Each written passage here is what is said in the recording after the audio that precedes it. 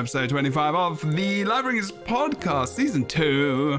I have the wonderful and amazing Boots, World of Enders, fishing extraordinaire, wanderer of maps. Is that, so you have to repeat that, sorry, what? Is that the only thing that you're gonna remember me for from now on? I'm still going. I'm still doing your intro, technically. Okay, I haven't actually finished. You interrupted your own intro. The irony of this right now is astounding. That's quite good, actually. All the things. Boots is here. Oh, that's the end of the intro. Is all the things. Yeah, because you interrupted me. I don't know what to do. This is why we wait our turn, Boots. This is true. Oh man. Same. All right. Same.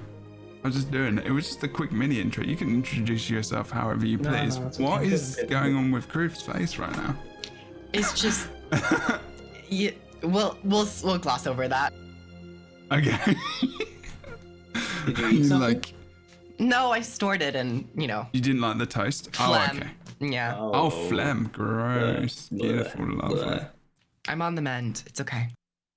Oh yeah, that's right. You had a cold the other day. On the mend. I think it's some bacterial infection because the antibiotics seem to be working. So I think it was bacteria. Anyways. Oh, okay. Ooh. Where in your noses? In my tonsils and throat. Oh, in your noses? What? Yeah. In the sinus cavity area, Yeah. Oh, I had my tonsils out a long time ago. You did. Let me see. Show me. Yeah. Open your mouth. Open your mouth. Show it on camera. Okay, it's like I don't think that's something you could see on camera, really. It is. It really is. Just get close. You're not doing it. I'm okay. I'm not sure where we're going in this show. This has already started off on a very interesting Open note. your purse. When the rook's away. When the nice rook's away, the people will stray and talk about random shit, which we always do anyway. We also have the amazing and wonderful Croof here, a fan of Tabasco sauce on their bagel with cream cheese. Wait, If you haven't cream tried cheese it. and then Tabasco on top of the cream cheese? Yeah. Yeah, apparently. It's actually really Yeah, good. that could be okay. That could be good. Hey, Really? on the Tabasco Interesting. bottle, it like advertises that you can put it on nearly anything. So a bagel with cream cheese Do and you a little bit of believe the Tabasco. hype though, Croof? I mean, you believed it, I guess. I don't just believe in the hype. I know the hype. You I are live the the hype. hype. I've experienced it firsthand. It's great. I mean, it's not too crazy because, you put like onions on bagels with cream cheese sometimes. Yeah. And like, you definitely put capers, which are like...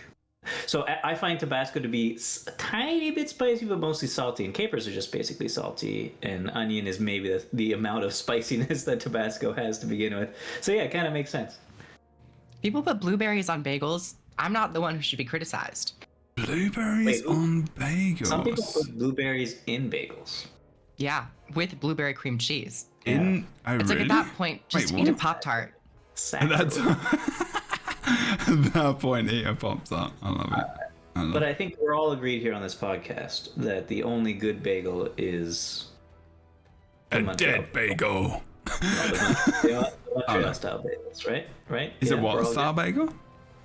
Yeah. It's the most important style of bagel. Wait, what style bagel? What's so Montreal. special about a Montreal bagel? Ooh, okay. Well, they dip it in honey water before Ooh, I'm out. baking it. They boil it in honey water before baking it. It has this like beautiful, like golden, succulent crust, but it's not like a crust. It's a soft crust. It's really nice. Interesting. Okay. Yeah. You were doing really well at talking for a while I tried to fill this. Talk more about the succulent, soft crust that's not a Very crust. good. Like just a hint of sweetness to and then the only problem with it is that because of the way they make it, for a day it's the best bagel you've ever tasted, and then the next like 2 days later It's the worst bagel you've ever stale had. as fuck. It's the stalest bagel in the world. So you gotta like eat it fresh or eat it the next day Oh. and then freeze it if you haven't eaten it in a day or two. See, I I've hate had when you have bagels like that. bagels and then you kind of just like you miss them by a day and then 3 of them have mold on them and you're Yeah. like, okay, I gotta throw them out now. Yeah. It's always so sad. You miss them by a day. Like, stick those things in the fridge. Well, freezer. Not Well, freezer. I do Or freezer. eventually, but like, you know, you leave it out for a day or so and just keep it if you're eating them and whatnot. Yeah, I But normally not- put all my doesn't bread in the bagels come fridge plastic nowadays. bags? Sorry? Bagels come in plastic bags because they fry to keep fresh, but yeah, I don't know. It doesn't really work. What's going on there, Jebro? We're trying to do a podcast. Yeah, what's here. poppin'? I'm just going with your vibes right now, people. I'm enjoying it. I'm enjoying it very much. I'm actually also trying to find a picture of Tybalt so I can put it in the gap. So I feel You're having a lost. hard time I had finding one. No, I'm being picky. It was Tybalt from that Shakespeare play. Yeah, that one in the movie as well. Yeah. Okay, here we go. I've got one. So we're here to talk about balance. Chat, hello everyone. I hope you're good. Yeah, hi chat. If Chat, you how y'all on, yeah, you're right. I've missed you. I haven't been here for over a week. Oh so. yeah. You're good though now. Yeah. Oh, I'm not here next week, by the way. Okay, you did tell me that earlier. You don't need to tell me during the podcast. I think The chat needs it's to fine know. that you now know, but chat definitely needs to know. okay. They have to Alright. prepare themselves for the emotional impact of Boots not being Yeah, here. being massively sorry, let I down, have of to- course. Of Yeah, course. I'm gonna be on a plane. I'm sorry. It's okay. You're fine. Okay. We'll find. Well, I'm sure we'll try our hardest to replace you. Impossible. That's true. You are irreplaceable. That's a self-esteem we need. That is the boost we needed. All right, I found one. The boots. There he is. Damn it! I need text. Where's the text gone? Poor crew. The rainbow. You all right there, crew? I need to stop doing it because I've been doing it for so many days that it's become a habit, and I Wait, just what? like, you know, like phlegm and hacking up stuff. But Phlegm has become a habit. yeah, you know, when you're encountering phlegm, your body has certain practices that it does to like loosen it and get rid of it. Sorry, But then I Glenn. realized that I'm on camera, so I can't like just, I'm not gonna be dipping out every 2 minutes. Instead of Tybalt, you know what we should do? We should get Glenn on, and then it could be like we talk about balance, and then Glenn, Glenn asks just sits a lot there. of questions about it. I think it's a great idea. Glenn's like, yeah, I really am liking Dragon. Oh wait, I think Glenn, you message me so often, and like you go through so many. No, but I love it, and I can't. I don't ever know what you're currently playing, but I love seeing your reactions to different classes and what like journey you're on. Because I like to be informed what people are playing and what they like. I get messaged by Glenn a bit as well. I'm not saying that this is a bad thing. The reactions from Glenn every That single did sound time. so bad. It did start so bad at the beginning. I was like, Jebro, you message me so often. I don't know about you guys, but I appreciate it when Glenn messages me. So there you go. Speaking of Glenn, so Glenn's doing some World versus World roaming now, every now and then. Oh, cool. Glenn, what build are you using for World versus World? What is that going on? What is happening? Respond in the comments, and then we'll get back to you on that. Because it all might change come October 4th. We do have viewers who aren't live listening and watching on YouTube. If you didn't know what podcast was about today, then please let us know on a postcard, because I don't know anymore. We're going to be talking about balance. Yes, that's what we're going to be talking about. So it was balance preview the past week. Actually, wait. Intro. Tell us what you do, where you do it. Oh, Boots. come on. Quick. You did my intro. Remember all the things. I didn't do it. I just said that you were on the show. The only notable thing about me is that I like to put Tabasco on my bagels, so I think we've covered all of our bases. Pretty good though. I mean, I didn't know about that. So.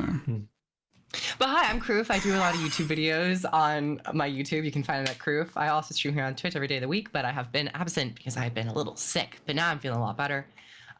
So happy to be back. Nice way to reintroduce myself into the streaming world after a week of being absent. That's true. That's true. Is your voice slightly like more smoldery right now? What? I don't know. What's a I've been on a week smoldery of voice? vocal rest, so my voice actually feels really nice to speak with. Because sometimes I talk so much, and then I'm like, oh, it's strained, but now I'm like, oh, it's like butter. Butter Or cream cheese, if we're going to keep it Butter. a theme. Tabasco on it. and Tabasco. Boots? Yeah. Well, Kroof what's does up? YouTube videos on YouTube, which is amazing. So that's cool. Boots, what do you do? I do YouTube videos on Venmo. Wait, no. What's the other thing? Patreon. Vizio. What was that? Vizio. No, there was. I know. Facebook. No, Facebook. there was another. There is another one where sometimes you'd go to this other MySpace. video website. No, I don't think it's MySpace age. E-Bombs World. Anyway, what what do you do? No. On collegehumor.com. Vimeo. Vimeo, yeah. I That's said the Vizio, one. but I meant Vimeo. I meant Vimeo. Vine. Oh. So good. I recently made a video, and I'm going to try to post the link in chat right now, but I don't know if I'm a mod. We'll find out in just a second. If you're subbed, you can. No, Oh, you're not even no, subbed to that no, channel. I'm not even subbed. This is the way Boots gets into modding for everyone's channels. It's Yeah, just by like, the way, what why is the a hell am I not a mod on your channel, Jebro? What's going on? No I one's a don't. mod on my channel. I'm the Wow. mods. I see at least 2 mods right Wow. now. Why do we Reader need more Geek mods? and- I've got 21 and people in Stream there. elements. I don't need mods, but I modded Boots. Can't believe you're Boots making just stream tries to elements. find the weak point in any stream and goes, let me you exploit just- that and just say, you should just mod me.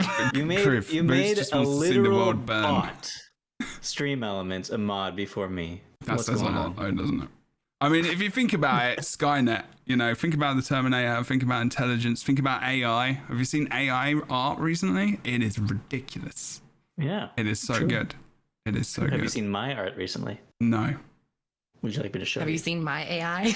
Your art? Your AI? I don't even know what euphemism that means. I think there's like a, what does the A stand for, Kroof? Automated. Automated. What does the I stand for?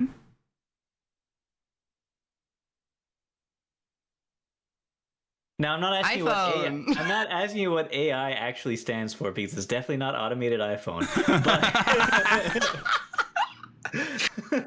I was trying to think of another. I was hoping you'd do some sort of like lewd joke about. Like, I was trying ass. to, but I couldn't find an I. I was gonna do like automated inception. Is that Sure. insemination? Oh boy. That, I missed Yeah, it. See, this there is you the go. workshopping. Not only are we going to talk about balance, we're workshopping our blue humor. Yeah, I'm still timed out in chat. I could chat again in 0 seconds, but it's not letting me. Just Mod me now. DM me the flipping video link. I'll put it in the channel. No, I don't wanna. I retweeted you as well. Yeah. Yeah. And Yeah, I did thank a you. little voice thing. Voice thing? And I did a little liked your comment. tweet about the how to join a what's PvP it called? tournament. PvP tournament. Yeah. None of those videos get massive views. They're just views they're going to pile up over time as people. There's a video I made on how to make an ESL account, like from about 10 years ago when I did ESL tournaments, that has like 20,000 views. Just sits there accumulating views. I'm just like, cool, keep going. You know, those videos are just like, just going to get views forever. It's all good. Yeah, like my there you go. Minecraft with my girlfriend part 5. Yeah, Which yeah, those sounds like- videos get so. Hold on, Are I you gotta look this married up. now? Title, Don't you the have to title of change that that? makes me think like a 10-year-old made it. Yeah. What? Bruce I was find it 10. so funny. She was my girlfriend back then. Okay. Okay. Hold on a second. Oh, World that's nice. of Enders. Yeah, we know it's on your YouTube. People can go and see it on your YouTube channel. Right, let's Yeah, go. Let's yeah. start the flipping balance. Jesus. 720,000 views. Really? Wow. Okay. You're almost at 1 mil. I'm just Come gonna add on. with my I girlfriends think to loads of things. Nobody even though I watches don't have one. Minecraft anymore, so that's not going to happen. Yeah, they do. What are you talking about? No, nobody does. You just should pump a lot of money they into do. it to get the advertisement cycling on that one specific video, so it By can the just way- accumulate more views. Reader Geek calling me out for the I'm a mod on a few other channels, and apparently I don't do enough work, which is very true because I do 0 work as a mod on any other You channel. just post your own videos.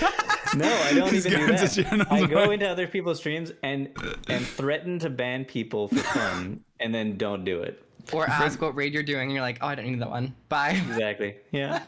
Is that what Best you do? mod. Best mod. Oh my god, called out. Okay, so we're gonna go over this balance. I'm just gonna get that, rid of that, and rid of this, And there we go. Okay, cool. Lovely job. Okay, so first of all, oh wow, I deleted it. No, I didn't. Okay, so this balance patch preview, because they wanted to give us a preview before it happens because it is I don't think they're going to be doing PvE, or they're going to be doing it's just PvP and World v World. I didn't actually do my intro yet. Oh god, go on then. So hi everybody, I'm Boots from World of Enders. You can find me on YouTube, World of Enders. Also, I make videos there. I just made a video. Reader Geek just posted it in chat. I think I'm gonna have to click this link just to make sure. Wow, Boots. That it's not. I'm not getting Rick rolled here. No, that looks good. Okay. Yeah, cool, excellent. Reader's only been doing this for like 70 years, so. Yeah. Well, ooh, wow. Okay. Looks good for 70.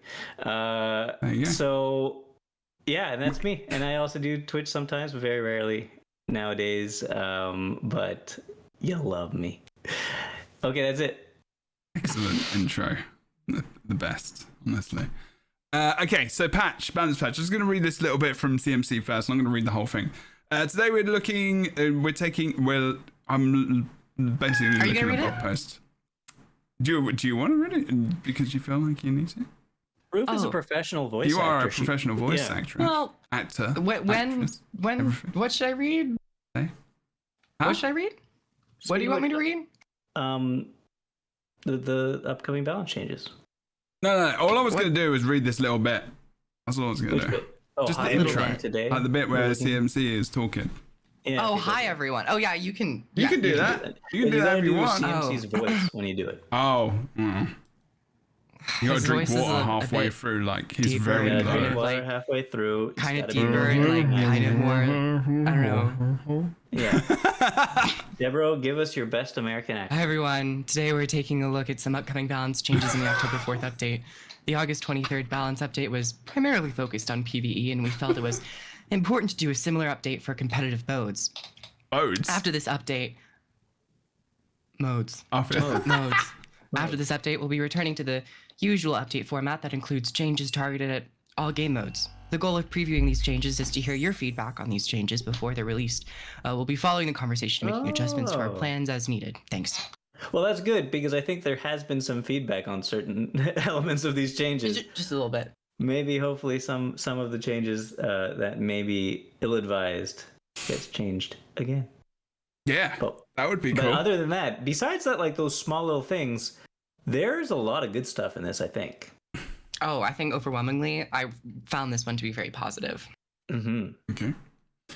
So they say October 4th balance preview, revisiting elite specialization trade-offs. So in the general gist of things, we're talking about PvP and World v World as well.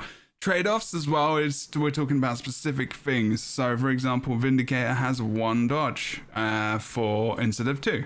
And we'll find out soon in this blog post what that's about. Mirage, there are other classes where you don't necessarily get something because you already do many other things, which are very good. And it feels like maybe they felt like it was too much of a bonus. Like you shouldn't be able to swatch your pet when you merge with them as swatch. Yeah. Don't do animal testing. And maybe you can't swap your pet when you're merged. Sometimes the pets are pests. Oh my god, I can't speak today. But anyway, trade-offs, you know what I'm talking about. So that's showing a failure. And 300-second cooldown traits were never fun. That's a big thing. That's been promised to be changed for a long time, and it looks like we're finally getting to it. And I think they touched every single one in this patch, right? Coming up. There might be one outlier that they might have forgot about, but I think they hit a lot of them. I also think I think 2-minute plus traits are flipping ridiculous as well, honestly. Yeah, that's a 5-minute trait. Some of these are great. There's a 5-minute trait. 2-minute. 300 seconds. But also 2-minute as well. I think it's 5-minute. I was like, there's a 5. Even 120-second traits, I think, are silly. 1 minute is 60 seconds. 300. Yeah, we got it. We got it. Yeah, we do. We're definitely there. We're getting that one of it. At a moment. Okay. But yeah, so back in February 2020, we increased the cooldown of many powerful passive defensive traits such as Defy Pain to 300 seconds because we didn't want these effects to have an impact in competitive modes, then changed what they do instead of increasing time because that's boring. We've revisited these traits with the goal of making them into healthier mechanics, which is kind of what they wanted to do, ish. In some cases, we made the defensive effect trigger off of something more active, which makes sense, rather than passive stuff, which kind of just occurs. They nerfed. So there's an example of a heal in Engineer in Inventions, which is it used to be every 60 seconds. So when you hit a certain health threshold, 25%. I have a question. You get your heal back, but they increased it to a minute and a half, and it's like the most wasteful trait in the world. So annoying. Yeah, anyway. There's still a lot like stuff like that. Yeah. I have a question about this though. Do you know if basically they've changed all the 300-second traits to when you use your elite skill, essentially. I don't know all of them. There are 300 seconds behind, so. It's mostly just on elite skill. Right, but my question is this: is there still going to be an internal cooldown besides the on elite skill? No. I think most of them that they showed, they didn't have any internal cooldowns, which for one of them, the Warrior, which we'll get to, could present some problems. Yeah. Yeah, and like the Engineer as well. Catalyst as well might be a little rough, but cool, but fun. We need Focus as well. It's pretty short cooldown. Yeah, Is it? it'll be interesting. Yeah, it's like a minute. No, It's not super short. 60 seconds. Well, I mean, it's shorter than 300 seconds. Well, but yeah. I mean, A minute is the pretty issue short, that I was yeah. talking about was in terms of headbutt, which is like a 20-second cooldown, but like Right. a But, minute But like isn't Mortar much of Kit it. is like just, you know, whenever you want to pick it Yeah. up. So like Mortar Kit is like the worst. Like, that's why it's good with Lissa. Like in So 2 seconds of invulnerability every 20 seconds. That's not bad. That's not bad. I like that. It's actually a little bad because it's so good, but yeah, there's going to be Berserker. problems in my opinion. There's I gonna mean, be big problems. Berserker. Well, we'll get to could that. use We'll get to that. that. We'll get to Anyway, those yeah. things. We're already coming up with ideas Yeah, right we now are. before we even got to the things we're talking about. Everyone's just like, what are you talking about? Remember, our viewer base is very broad and it's including some new players and old players, so we need to make sure. Don't fat shame our viewer base. What? Are you drinking wine? what? What? No. Because Vinegar? they're Vinegar. Costo. Ooh, Yeah. drinking some vinegar. gusto. Beautiful. So where should we start? We're going to start going down the general path of things. The previous update to Torment was a good change. This was all interesting. They talked about Torment a lot as well. I feel like they might. Did they up it? I think so. Yeah. So in PvP, so that it switched. In PvP, Torment affects you if you don't move, whereas in PvE, wait, didn't they change it for both modes? No. I can't remember now. So it used to affect you if you moved, or you took more damage if you moved. That's They it. changed it to now if you are standing still, you take That's more it. damage. Yes. And this changes just the numbers, not the way it works. It's Yeah.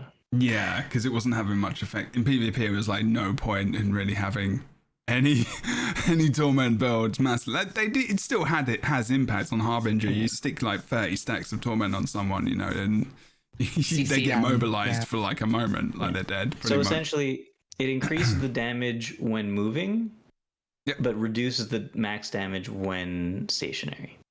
Yeah. So they're just bringing it more in line so you can get some more use out of it in general. Yeah, But it's- Torment and Confusion have been very tricky for them to balance in Right. the different modes. So Honestly, This. Torment has just. It seems like it's just a lot closer to what to what bleeding is. It's Yeah. just basically bleeding now. Yeah, Torment used to be a fun thing, I think. I don't really think I think it's just an additional condition now for them to just have it. You know, I think it is, like you say, it's a bit like bleeding now. It's like, if you think Yeah. about bleeding when you move, like what you know, opening a wound and all this kind of stuff, if you stay still, it doesn't get treated, you know, it gets worse, I guess, as well. I don't know. But that's what they designed it to be in the first place. So bleeding is a certain amount of damage. Torment is basically the same amount of damage on average, but if you're moving, it's above the. It used to be if you're moving, it's above the bleeding damage by like 50%, and if you're Yeah. not moving, it's below by It's just 50%. But reversed. now it's kind of like up 20% above and 20% below. So it's like Yeah. very similar to bleeding now. And they've been putting so much more torment on all the elite specs. I feel like they're kind Yeah. of treating torment as more of the normal condition rather than bleeding, which bleeding used to feel like that. Yeah. Which is interesting. Yeah, I don't know about that one. Yeah, and Got like a weird sound coming through. Got this Prime Video. What the hell? What's happening? What's that weird sound, Jebro? It's like, okay, there's like some sports ad coming through somewhere. I gotta find out what this is. Is this on the what? The AFC. Oh no, this is an ad on the flipping the Guild Wars 2 stream that I had in the background. That's weird. Talking about AFC apparently. there's a Guild Wars stream. No, from before the balance patch one. Oh, right. Yeah. Sorry, so it was the ad sound from that. It was weird. Okay. Anyway, By the way, that torment change is fine. I don't. That's Yeah. a good enough change. I like it. It's fine, but Yeah. it does touch on something that happens in this balance patch that happened in the last balance patch. That is something that I don't know if I like that much, but I understand. sure. Is that it's kind of turning a lot of the game into standardized things. Like everything is Yeah. getting a little homogenized. I think we touched about on this a while back. Oh, okay. What do you mean? Do you mean just like you're not sure how to differentiate between different things because you feel like you've got so much, or? Maybe no. Like the patch that everybody didn't like, for example, Yeah. turned a lot of traits into the same trait that used to be different traits. Right. Okay. And torment turning into, well, it's becoming a little bit more like bleeding is kind of like that as well. Just it seems like a lot of things are becoming more like other things already in the game, rather than having their own identity, having their own interesting aspects. I agree completely. Yeah. And I understand why that might happen in the game, but at the same time, I don't know if I like it. Do you mean also like area quickness and area alacrity and stuff like that? Yep. Yeah, I'm not sure. Coming to Scrapper as well. Yeah, that makes me sad. The way they changed, when they changed the precision trait, the condition damage stat for everyone around you on engineer, they changed that to might stacking instead. Whereas I actually kind of liked the condition damage because it was very specific. And I think sometimes maybe that isn't good, but I think for that it was like, oh, well, we might have to get an engineer in for this because we want a little bit more condition damage on team 2. Not that ever happens. But it gave you the option if you wanted to. And now it's just like AoE might. And I think, is it because they want to focus more on boons than specific stats though, do you think? Yes. It's just they definitely, they eliminated basically all unique way to give stats on classes. Yeah. They're That's true. focusing on balloons. So it's interesting though, because why I say I think I know why it's happening is in a long-term kind of situation, because we like to also complain about the fact that the looking for group system isn't very good, because you can't automatically group up with people and it figures things out for you. Should I tell you what? That is so, we've talked about that so much, but I actually played New World the other day and they've got a different system, which is actually not the classic looking for group system, but that you just hover over a dungeon in the map and you apply to the group and they accept you, but it's on the map as well. So when people, so you hover over and there's actually the groups come up and stuff. Actually not it's still not automatic because that would be the best, but it was actually pretty good because you could look at stats and stuff. But I was like maybe that's a bit bad as well, because you could be no, go away. So anyway, what I was trying to say sorry no, the LFG thing is bad. I really would love it, honestly. The reason why Guild Wars 2 can't really have a looking for group system that automatically pairs you with people is because builds and the variety of builds you could have on any given character specialization is too wild and out there. Yeah, but you can have LFGs where you say your support. You say it, but it doesn't automatically pair you up with somebody. Are you saying Guild Wars 2 players lie about what they're playing? No, I'm just saying that it could potentially. I'm just saying that in the future, if they want to drastically improve their LFG system, they probably need to have a more standardized trait system in the game to allow people. Yeah, and so I see why they might do that. Is this related to the whole? So that's relating to the boon thing you're talking about in traits, like instead of stats. Okay. They'd also need to lean into their role system a bit more and like actually have a bit of an equation when it comes to developing like a healer specialization and like a DPS specialization, and perhaps even like a bruisery tank specialization with like toughness elements.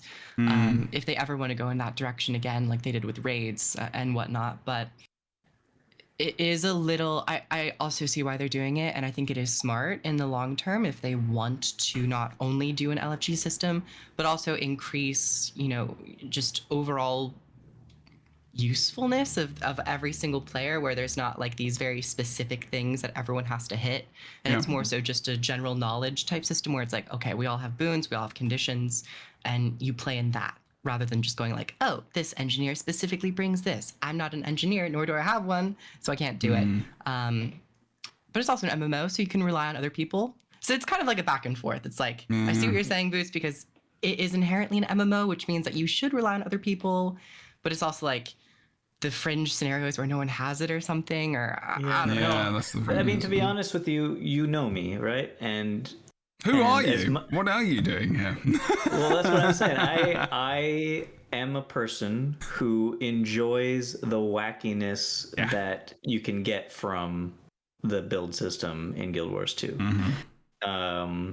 And so every time it gets slightly more homogenized, every time it gets slightly more standardized, I cry a little bit inside. I get that though. You can feel like your class doesn't feel as special. I understand that. I mean, I actually, as we go through the engineer changes, I really like and dislike some of the stuff they've done to tools, because actually they remove conditions now on toolbar skills when history-wise, you know, engineer, like core engineer, was horrible for removing conditions, and in fact they took condition removal away from them on HGH on elixirs, because, you know, they felt that they gave my and remove conditions and it was too much, and they took it away, and then it was like, oh god, wow, now we're really screwed. But it was like a weakness, you know, it was like engineers can't remove conditions that well, it's a weakness, etc.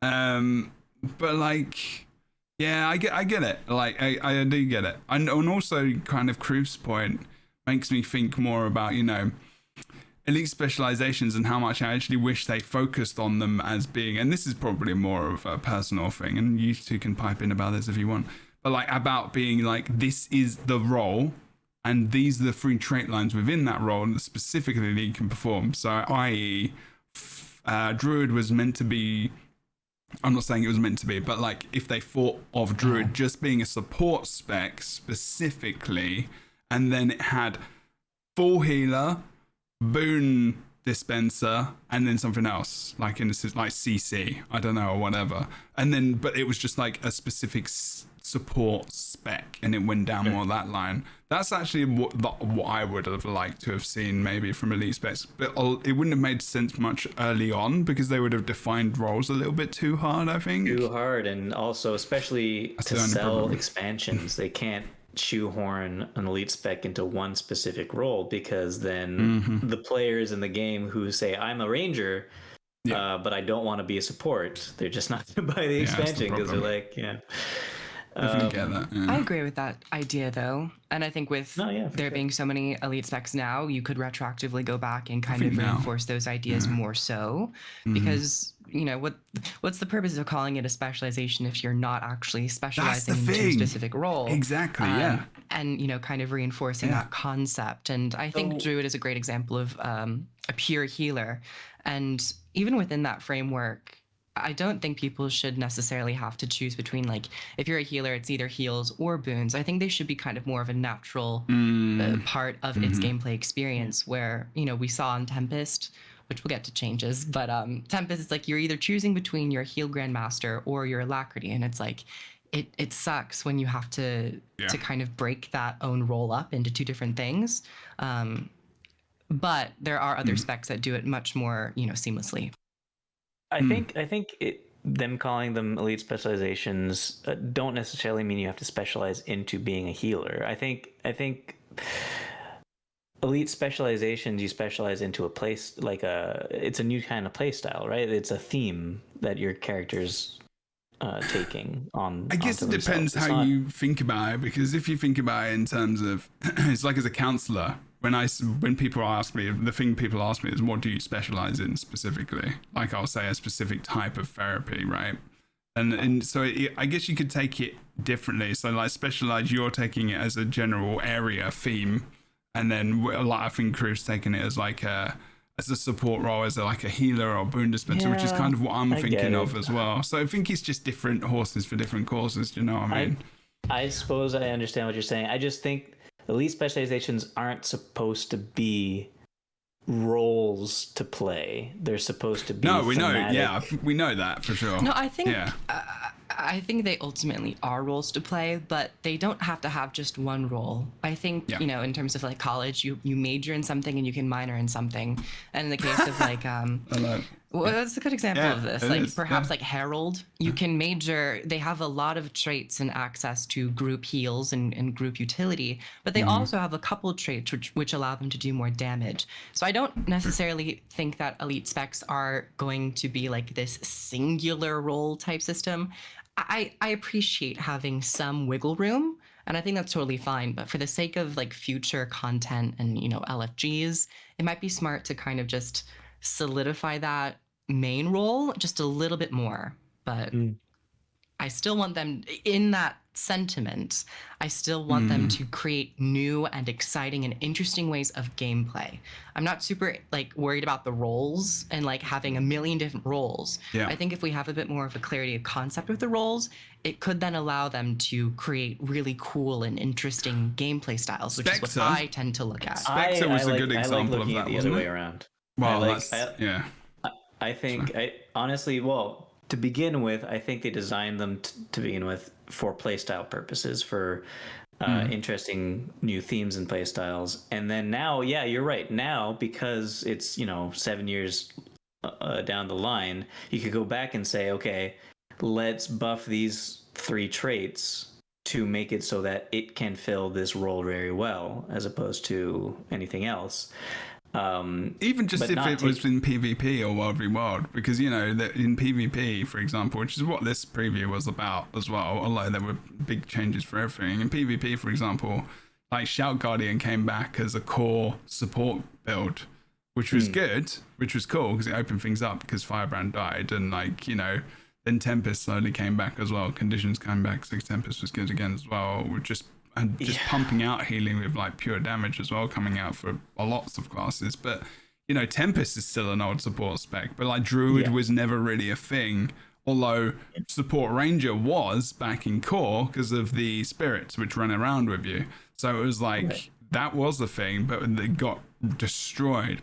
But you know, those classic kind of support builds they don't transfer that well a lot of the time over to like PvE or PvP, which I think sometimes. All this to say, I think my point is that I don't feel like it's a great idea to design new elite specs specifically to fill roles, as much as it's like something to think about while designing it. Yeah, you want them to fill this role probably, but you're designing elite specs to be fun to play, and I think that's maybe one of the reasons why some of these new redesigns for old elite specs, to give them group quickness or group alacrity, people don't really take to them as quickly because they're not fun to play necessarily, even if they do fill those roles.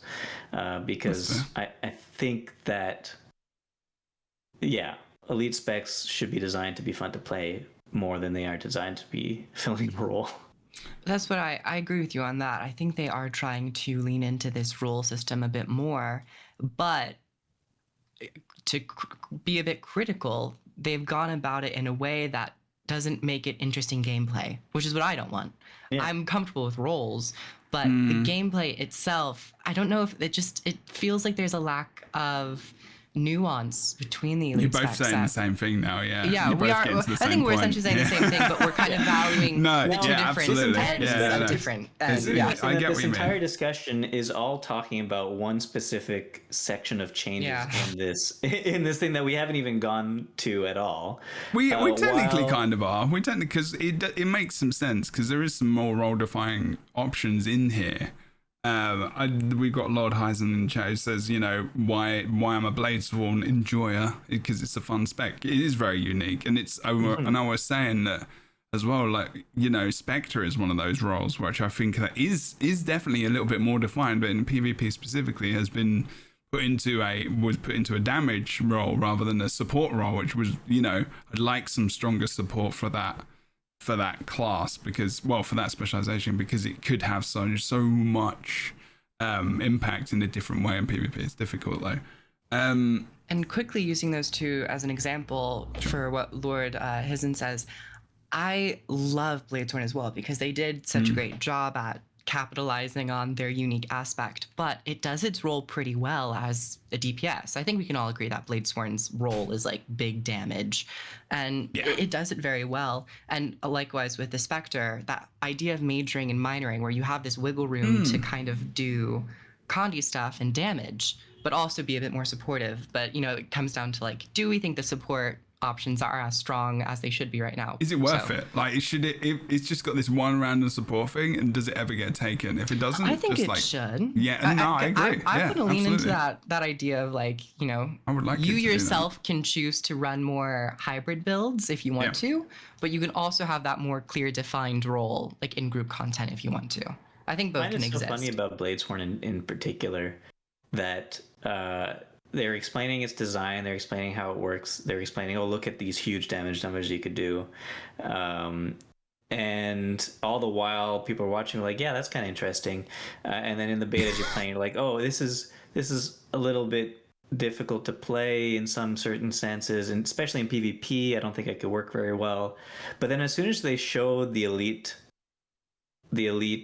skill, everybody was like, oh, I know where this is going to work. This is going to work with shouts. This is going to absolutely own with shouts as a very strong, tanky build, instead of the thing that it seems like it was supposed to be designed for, which is like a silent killer, all of a sudden draw your thing and kill someone really quickly. And yeah, that's how it worked out in the end, because that one elite skill kind of doesn't go against the rest of the design of the spec, but it definitely makes the only thing really work for it in PvP really work for it in PvP. Okay. I don't know. That was a sidebar. Okay, that's all right. No, we're talking generalities now. It's a bit my fault. Let's go to Elementalist first. There's a few things here. The last set of the Catalyst enhancement of PvP pushed it a bit over the top. PvP side noder at the moment is Catalyst. It's pretty good. It's got a lot of survivability.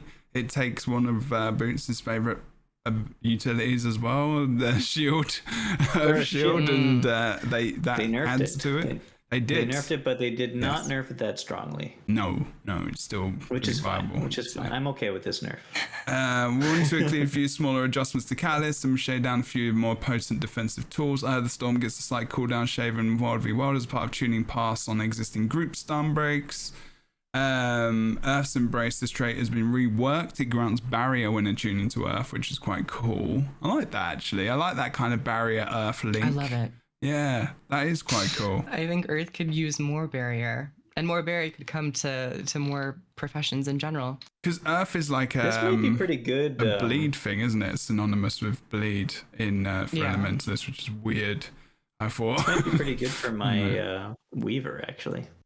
There you go. Final shielding, the trait no longer grants Arcane Shield when dropping below 50% health, instead of grants Arcane Shield, blah, blah, blah. After using Elite skill. There you go. So that was one of the changes. More on-demand access, which is good. Yeah. It makes, again, it's one of those more active things rather than an accidental kind of, oh, I've got to think about 25 health. Oh, I'm thinking about using a skill. Like, I think that's definitely a better way of doing that for sure. Tempest Gale Song trait has been reworked to grant protection. I can't remember what Gale Song did before. This would activate Eye of the Storm if you were disabled. Okay, right. So that's was that a 300-second cooldown in PvP? Yeah. I think so. Okay. This is So it's interesting. off of using a healing skill. It's just completely different now. Yeah, granting protection. There's another trait change in Nearby Druid. allies too, though. Yeah, there's another trait in Druid where they changed it to more protection access. That's a huge buff. And That's it a buff. seems very. It doesn't seem like a lot, but protection is extremely strong. What does it That's compete with? Though, is the 3%. question. It competes with granting vigor and endurance on water attunement, Ooh. and also the overloads give you an aura. I think Gale Song is used now in meta PvP, as far as I remember. It's bottom, top, middle. That's what I remember. In the line for Tempest, anyway. Gale Song. It's going to be middle. interesting for like PvE Tempests, maybe. If you want more protection access, I don't know. Well, I mean, you maybe go with other things still. Is that is PvE as well, isn't it? I'm assuming. Yeah, I'm assuming if it doesn't say specifically PvP/World versus World, that it's just a general change. Yeah, because they think the thing I think they did, which confused me a bit, was saying that this was mostly PvP World v World, and I just assumed, and then I was like, oh okay. Then I was thinking about Scrapper changing those. I was in hope, but I don't think that's the case. Okay. Catalyst fortified Earth reduced barrier from 3,000 to 2,520 in PvP only. That makes sense. And then they've just kind of nerfed it a bit in PvE. Rocket Loop. Staunch Auras, yeah, they needed a bit of a nerf on the stability on Catalyst with Staunch Auras. I'd like to see a split PvP PvE for Staunch Auras, actually. I'd like to see PvE have it so that Staunch Auras actually is to nearby allies. I would appreciate that, actually. Yeah. But is it only one stack of stab? Yeah, for Okay. when I'd be you comfortable right with now that. it's when you receive an aura, you get Ooh, I like that, Boots. yeah. So right now it's when you receive an aura, you get stability for 2 seconds of PvP, but 3 seconds everywhere else. So right now for Catalyst, it's very nice to be paired up with, say, a support Tempest, because when they give you auras, you just have permanent stability because of it. But yeah, in PvE, I think one of the things that Pretty powerful. that like a Firebrand has over other support specs is stability, and I think if another type of class had stability like Catalyst, that'd be pretty good. The duration would probably have to be dropped down and like an internal cooldown be introduced as well. Maybe not an 'Cause you internal could- cooldown, but you could stack those auras pretty stab. well. Like, yeah. Yeah. I think it becomes, if you start to But it's introduce also things like that. competing. It's also competing with that boon duration Damage and boon. thing. Yeah. The 50% or 100% extra boon duration trait. Yeah. So yeah, it's hard to It'd say. be worthwhile, but a yeah. slight tweak would be needed. But I'm actually into that. That sounds like that'd be fun. But wouldn't it be like, I mean, this is the argument as well, like if you start introducing traits like that, don't you negate certain like things in the game, like strategy, like, you know, mechanics, and we already do that so much with so many different things. They're bringing distortion back as well. Like, is there like a concern about these things being a bit too strong for like PvE maybe? I don't know. I do believe so, and I think that when looking at Guardians probably are deserving of some nerf to their stability access, especially on stand your ground. But that's why I think like you can have these certain things, especially on Grandmasters, affecting allies if it's just stability. But it would have to I would appreciate if it was a bit more of like a masterful, you know, application of it. Maybe rather, you know, Tempests granting you auras, this trait would only affect you if you grant yourself that aura, so that you have more control over it, and you have to kind of have that skill, rather than just like you are a permanent conduit of just 15 stacks of might all the time. So I appreciate that you brought that up, because it's something that I do think about as well. Yeah, I think the game is made easy in certain places. You're just like, we can bring this this, and we can just negate like the entire fight basically. But there's definitely parts of raids and stuff. I think also power creep has just been the thing which is that's definitely something that this patch does not address, is power creep. I think that's difficult, isn't it? I think they need to look at the raids and everything else to really like put more hard modes when they're starting to kind of look at. Is there anything else there on Elementalist? No, I think it's time, Jebro, to talk about your favorite class. Dive in. Oh. Not the. It is like my me to read favorite the class, but like, You want me to Go read the for blurb? it, Boots. You can read it. I've actually got to go to the door for a second because apparently there's a massive drill noise about to happen. We'll wait for you. We'll wait for you because it's important that you're here. Okay. Talk about a thing for like 3 or 4 minutes. What's the thing you want to talk about for 3 or 4 minutes? And that's about The this. Habs upcoming season. No. I don't know what that is. No. The Habs, the Montreal Canadiens hockey team. No. Why not? Read it. You're gonna be gone, Jebro. You can read Who it. cares? I know what's happened. feel like- you can I read feel the whole like- thing. Wow. You can Jebro's read that already thing. read it. I'll be right back. All right. On the PvP side of things, we're visiting an old powerhouse, Grenade Hollowsmith. While we don't want it back at the level where it dominated the meta, it's currently underperforming, and there's room to bring it back up a bit. For World vs. World, we're primarily focused on Scrapper. Take a sip of As water. we look, yeah, I'd like some water if possible. Or your vinegar. Take a sip. Okay, hold on. We have to, we're prepping for when we're doing this live at the ANET Studios. Right. As we look to improve support diversity in World vs. World, it's clear that Scrapper is an outlier.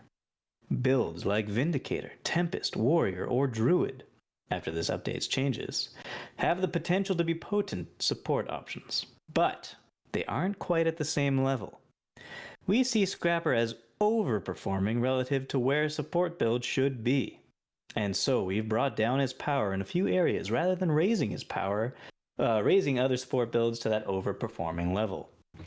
We'll be keeping an eye on the support meta following this update, and we will make sure of be making additional changes in future balance updates with the goal of creating many viable options. It was so dramatic at the end. Wow. I think you get a Nobel Peace Prize for that. Thank you. People have gotten it for less.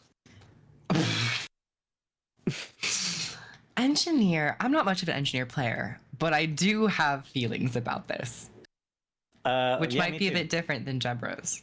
Really? Okay, tell me Really? what are your feelings. I'm not all that upset with the well changes. I know. Okay. What? Oh, I didn't say that. Nothing. What did you say? Welcome back. Proof What did you just say? said that every opinion you've ever had is wrong. Yeah, oh yeah. No, you can tell Half Jebro of that. them, It's fine. probably. Yeah. So you're like 50% right, which is okay. Where did you get to? You just read the bit. Oh, we finished Just it. Yeah. read the bit. Yeah, Okay. we're at skills now. So, yeah, so engineer obviously has an elite specialization called Scrapper. Scrapper is pretty strong in World v World. Honestly, I don't play in World v World because it's In Zergs. boring. In Zergs, yes, in In Zergs. Zergs, it's strong in World vs. World. Because it blocks projectiles, it It's does a very lot of easy to support. kill everywhere else in World vs. World. Yeah, this is the thing. It's like they've really got this focus on World v World, and they're pushing it hard with alliances, which has been in development for a long time. And and I feel like I think this is where they drop the ball in their traits, in their preview, in their rework. I am really not keen on the Scrapper changes, and we'll go through the Scrapper changes in a moment. Counterpoint. Kroof, go ahead. Sure. Go for it. That wasn't. I haven't really said why, but like, sure. No, we'll get We'll get there. to the We'll get changes. there. Jebro Some said of we'll them get are there. okay. Some of the core engineer changes. There's some really good changes, and we can, and that's good. I gotta do like that, Boots. But we're giving some preface to the what's going on. It's okay. We're discussing. It's never bad. But like, so there's a lot of survivability. They don't Scrapper in PvE. This is mostly about World v World and PvP, but they've actually changed like a really big part of the Scrapper. Like they've changed what Scrapper does. Like it's The not just identity. yeah, exactly. That's the word. But they Thank did you. that before anyway, too, right? Like, I don't understand why people are not as always up much. on this identity stuff. Oh come What do you on! mean? What? That's what I said. We were It literally really just isn't. talking Like, about this. if we think Change about the it, Reaper like to the no longer identity Fired. of use the identity Wombo. of the That's- gyros. Wait. Let's give The Proof the identity opportunity. of the gyros used to be this AI companion Yeah. that went off and did stuff. It was not always no, it didn't around go you. off and do stuff. It followed you. Only No. well, no. No, Listen. Cleansing gyro would go and search for other people. And then the shredder gyro and the bomb gyro, the blast gyro would go and fight and hit the target. So it wasn't all of this like around you. Then they changed it to wells, which did change their identity. Okay. And then it's changing slightly again. You gotta let Kroof talk. You were the one who was like, okay, counterpoint. Let's hear Kroof out. And you're like, shut up. Let Kroof talk and then don't talk. What I'm trying to say is, I'll tell you what, you're both excited about engineering. I'm loving this. It's just surprising. I agree with Kroof. I don't agree with Kroof in that. Wait, you do agree with Kroof, but you don't agree? Let me say my piece. Hey, you didn't let Kroof see their face. Kroof's line that was, I don't understand anything about this, the class identity. Yeah. That's bull, because class identity is very important. I think elite specialization, the identity that classes have that are different from other classes, I think that's super important for the game. Yes, I agree. But Kroof, I do agree that you're right. They already changed it once. What's changing it again? I totally care about identity. The reason I bring it up is because I don't see the well changes actually being a detriment to its identity. Okay. It's still this scrapper. It has gyros. The class fantasy is still giving me that, at least for me, it's serving me that idea of you have these companions that you crafted. You have this big hammer. You're still very mobile, and you have a lot of agency over the field. Here's the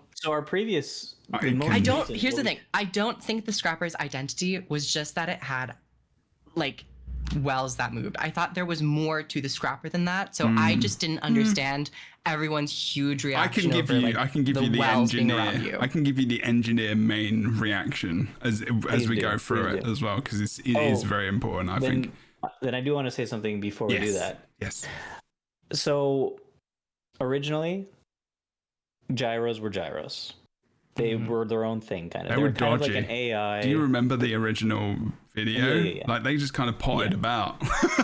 They're doing their own thing. They're doing their own thing. They're fun AI, but people didn't really like that because AI is AI, and some of them were interesting and good. Some of them were very hard to deal with. And still, But then they changed it to the well AI. Wells that weren't AI. They weren't really gyros at that point. That's what we currently are on right now. Our gyros are wells that move with you, but aren't really gyros, because you see maybe a little guy above your head. But it's not really doing anything. But the thing about that, though, is that was still in itself a thing that didn't exist in the game besides on Scrapper, wells that move with you. So that was an identity. Even though it wasn't really gyros anymore, it is an identity for Scrapper, is that it has wells that moves with you. And those are fun for some people. So moving it again to what we're getting now, which is wells that you place in certain locations, which is how every well works in the game. I don't understand how it's a gyro anymore still, and I don't understand how it's different from, like, what makes a scrapper anymore. This is what we're going to talk about. I'm going to find the footage as well, because this is it. This is basically the meat of it. Meat and potatoes right here. For me as a scrapper, so originally I wasn't like a hugely keen on scrapper like back in the day, but scrapper is my favorite elite specialization. When I say it is literally my favorite, engineer elite specialization. I love it. I absolutely adore it because of like the little identity thing, and mostly it's because of the wells moving around with me. So the big thing is with wells is that, and if you go trait line wise, you go top, bottom, middle. That gives you increased well size, which I think should just be it should just be a thing, which they did with Necro. So I think one day hopefully they'll do that. I think it does increase. Anyway, it gives you super speed. Also, it gives you more damage on like some different boons and stuff like that. But it gives you quickness as well. But it's not just the fact that wells have gone. Quickness has gone as well. So they've actually wrecked Scrapper in PvP. In competitive PvE, modes. it's still in there. Competitive modes, yeah. But like, That's like a build. That's a build that everyone takes, and it's not even that strong in but PvP. only because actually that's an interesting point too, because that trait that gives you quickness on super speed was introduced, and when they introduced that trait, they changed another trait that Scrapper had that had self quickness in it. Scrapper, one of the identities that it had was with the I forget what it was called. It was the third GM trait that when you were above 10 stacks of might, you gain quickness every 10 seconds. Yeah. And because of that, you had one of the first builds that had like permanent quickness on it for itself. It's flamethrower. Yeah, flamethrower build is one of the things you could do with it. Yeah. But yeah, you could give yourself permanent quickness pretty easily, and that was one of the things Scrapper could do. So they removed that in order to make the quickness on super speed for other people. But now they're removing that from World versus World in PvP, and not giving back the quickness on the other trait. So they're just removing quickness in general for something that Scrappers had since the beginning from it in PvP. Actually, I didn't even think about that. I can't remember it being there because we don't think people took it too much. I'm just trying to find the Scrapper footage. I always took it. You always took it. It's a good solo World v World roaming thing, I guess, if like that's what you're doing for sure. Okay, I found the video.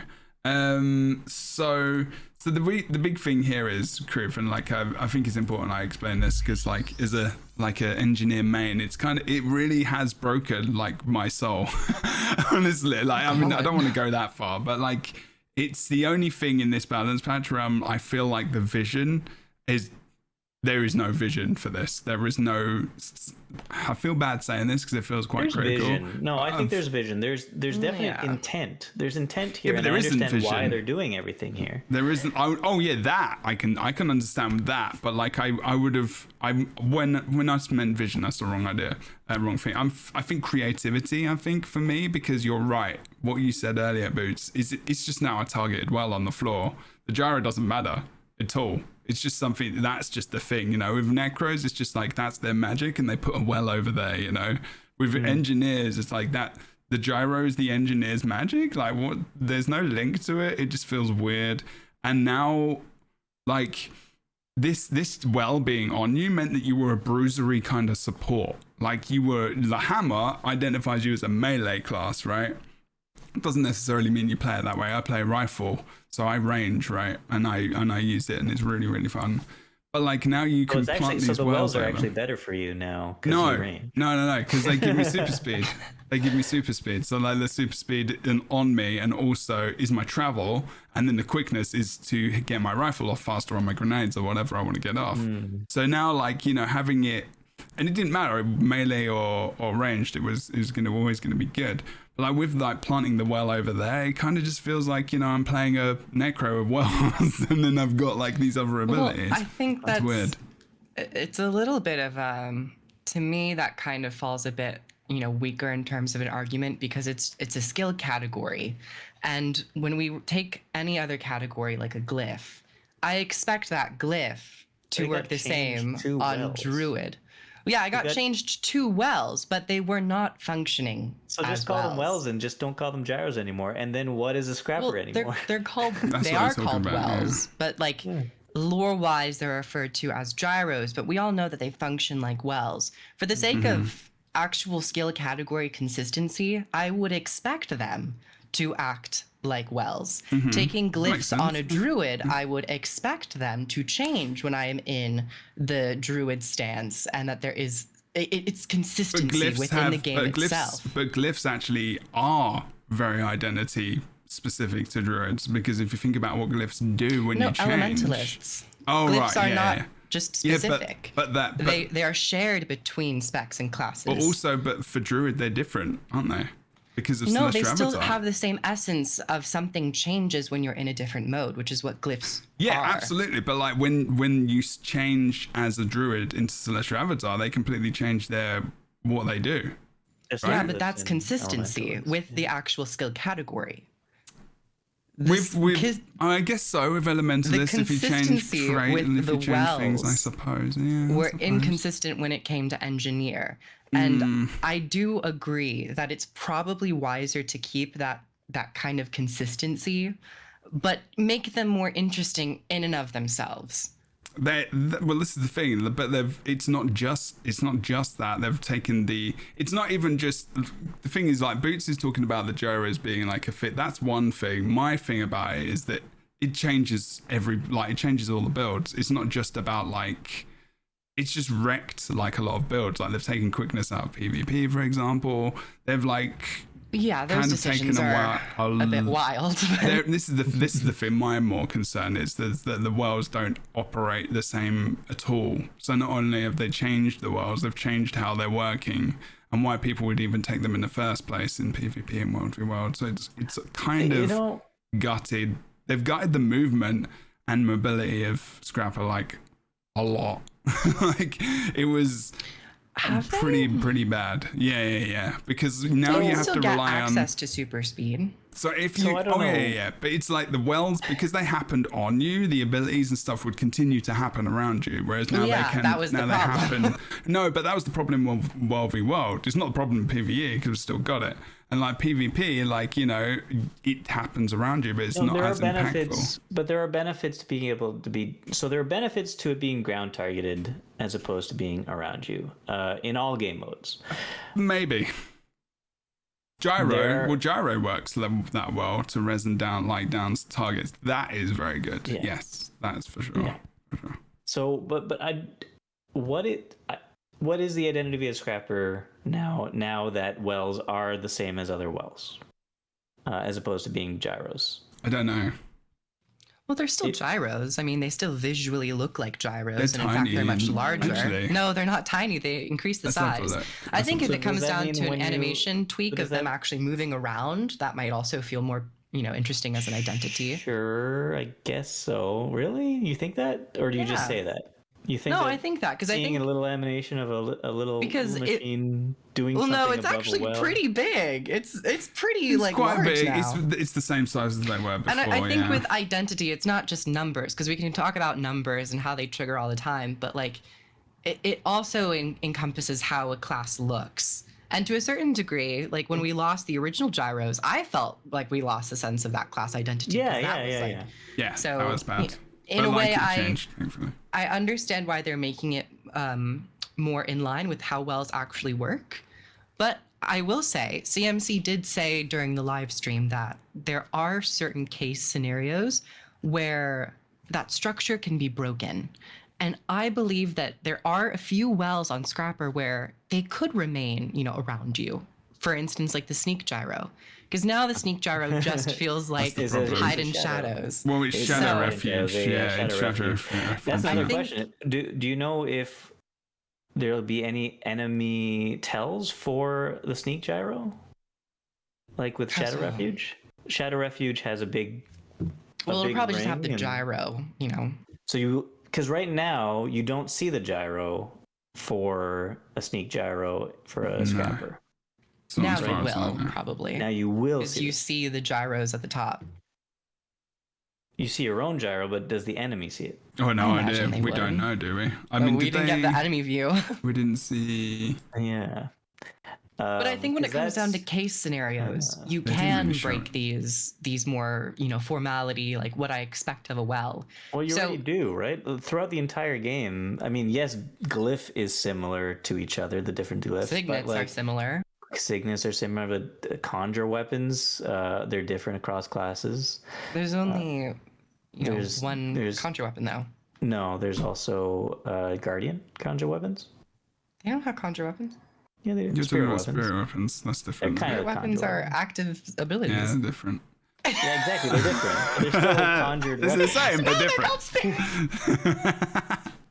Balance is always weapons, though. Just as some people are listening and tuning in as well, by the way, balance is one of those very subjective things where we're all going to have very different opinions, and especially if it's our main class as well. I think there's going to be a certain amount of bias towards some feelings that I may have for sure, but basically in PvP, and which is why a lot of Scrappers are upset.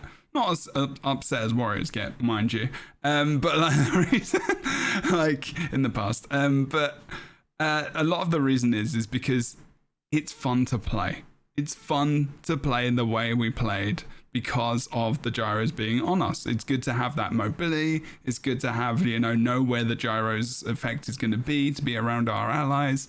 And there's a lot of disappointment about how those timings potentially weren't changed, or numbers weren't changed, or maybe, knockback numbers decreased from like 5 or 3 or whatever to maybe 2, something like that on, the knockback gyro, or just something different where it's not just the feeling that we're a necro frag. Like, I've talked to so many engineers about that. It's pretty much the feeling, it feels a little bit lackluster, like something else could have been done.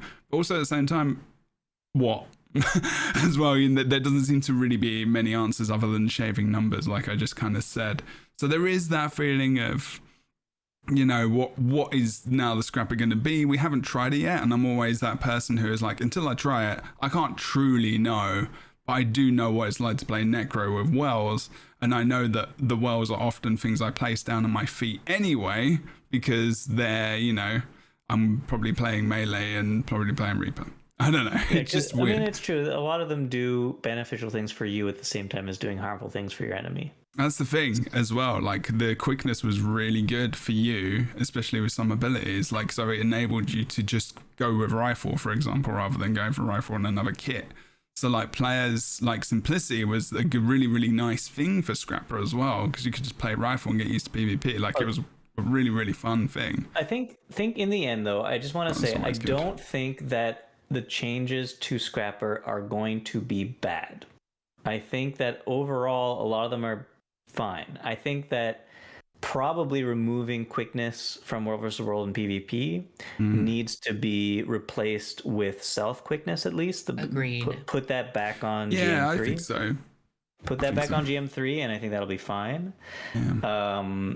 But overall, it's going to be fine. I think there are very beneficial aspects to putting wells. I think people are just going to change to Mechanist, honestly. I mean, they're just going to change the support Mechanist. Honestly, they removed. Yeah, exactly. So Scrapper is getting quickness removed from it in PvP War vs. World. It doesn't have alacrity. It doesn't give alacrity to people. Yeah. Mechanist gives alacrity to people. Does it give stability? No, self-stability. No. On defense field. So they don't have any like group access to any of the 3 major boons, like quickness, alacrity, or stability. Not in PvP and World World anymore. No, but it does remove conditions. Speed. It removes conditions from people. Purge not gyro, Scrapper itself. But Purge Gyro is a remove conditions in a place. So as long as you're fighting in one place, then yeah, sure, you're fine. There's that, but like it just other than that. It is funny though that like think about it doesn't have alacrity to begin with. They're removing the quickness from it. Not putting self quickness back on it.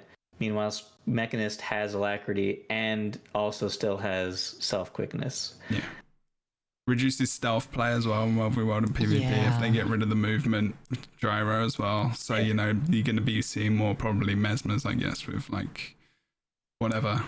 Yeah, I agree with Boots, but when it comes to the Scrappers, I think there are certain wells, there are certain gyros that should still follow you. They have to. But I think as a whole, it's probably wise to keep it consistent. But when CMC said in certain cases we can break that, I think they should maybe think about that when it comes to the Scrapper, like one or two of the Scrapper wells. Yeah, because like, it just takes it out of, and that's to say, it's the reason why maybe you don't use wells in World v. World, and that's fine, I guess. To extend this a bit further with Thief, I would like them to keep it consistent and not have the Spectre well Shadow Step either, because that's a huge element of Spectre that causes a bit of a headache, is their extreme mobility. I actually love that. In their wells. I love for the sake wells, of consistency, for the sake of the actual consistency, I would like to see those wells act more so the same, but have a few wells maybe act stronger. As a shadow step, rather than all of them be a shadow step.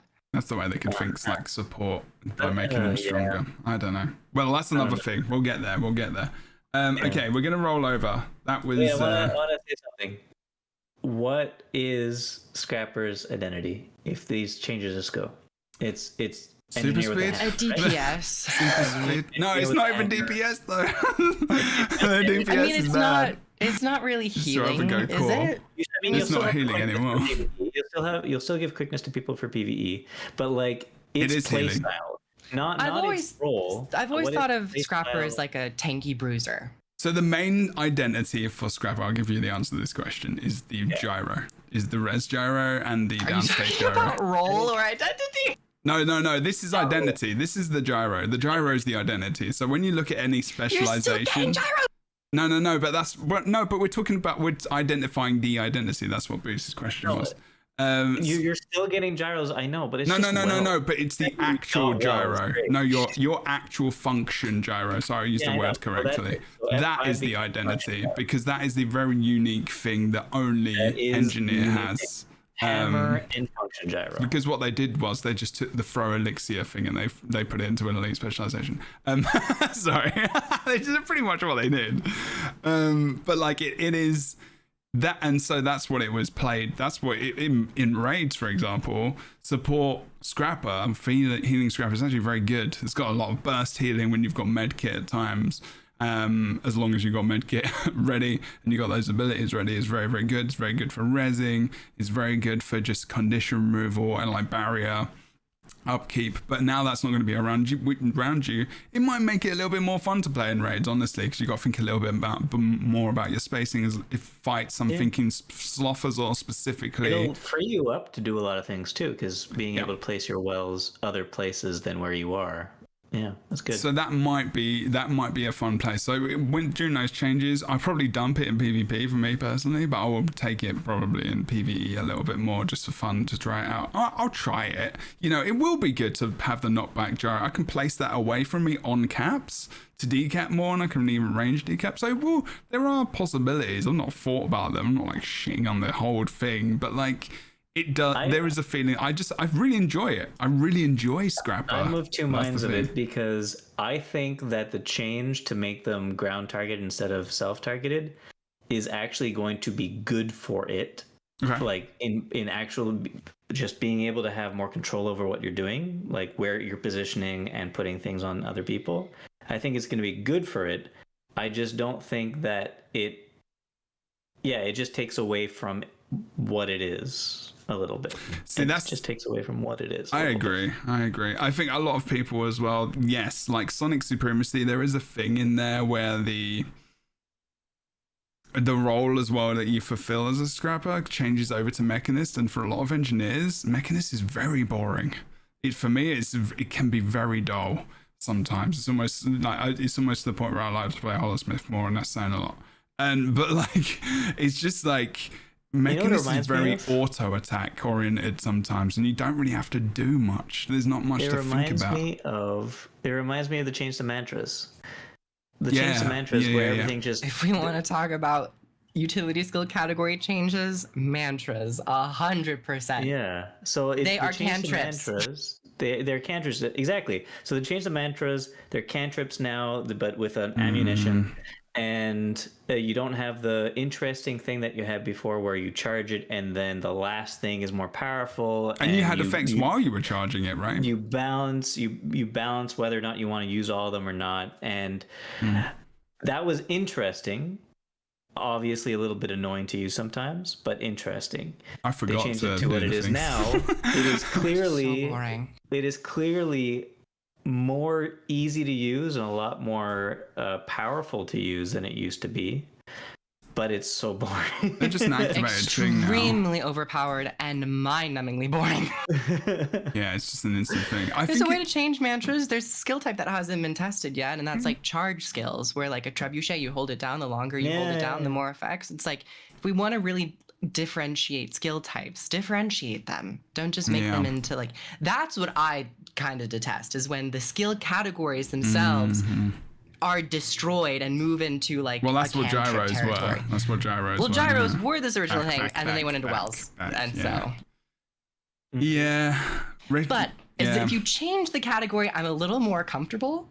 But if you don't change the category and just say, well, that's a mantra, it's like, is it? Well, okay, I feel like the category is not something that you have to care about. What it's called. You do. No, I feel like what it's called. No. I feel like instead of calling it the Gyro's Wells, call them... I'm just going to call this chapter just drama. call them Gyro skills. But the only reason they're called Wells is to give you access to the rune set. Which matters, but only for that, not for what it is thematically. Like, just because a gyro is now called a well so that you could use Chronomancer runes and give yourself quickness with it, doesn't mean that gyros should behave like wells. Like you're saying is okay now because now it's ground targeted wells. No, they're gyros. They should be gyros. Well, I think that goes back to an argument of like they should have just maybe kept them, but then like the future is like what then happens to the gyros being gyros. I agree with you, Boots, but like who else is gonna have gyros? Do you know what I mean? But that's the problem, isn't it? Like, that's the problem they did. Realistically does not matter, but for the sake of principle, when they started to actually cement these utility skills into different categories, I think that's when it did actually matter. For the principle and the consistency and the respect of the game and its systems, I think it does matter. But it matters in such a weird way. So what you're saying is because they changed it to be called wells, just so that you can use certain runes with it and you get a different effect. Because you changed gyros to be called wells, you have to make it more like a well? For the sake of consistency, I would say yes. I would lean more so towards yes, but not in every single skill scenario. Not in every single skill scenario. Yeah, I see what you're saying, but I don't like it. That's fair enough, and that's okay. We don't have to agree. Like we really don't have to agree, and that doesn't mean either of you are right or wrong. It's your opinion. And I like what you're both saying, and I'm kind of on the side of both of you, honestly, in different degrees. I'm an engineer player as well, so I'm going to be a little bit more hurt by what's going on because of specific builds as well. But it also does. I don't even play engineer. There is also, well, yeah, but the thing is, it's about the game, isn't it, and the ethos and the way they design, and I think there are some really, really, really awesome things in these notes, and there's also some things which actually genuinely concern me as a player, with players that we've played for a long time. And I think there is some important parts in there that have been glossed over by a lot of us because they see the amount of change which is positive.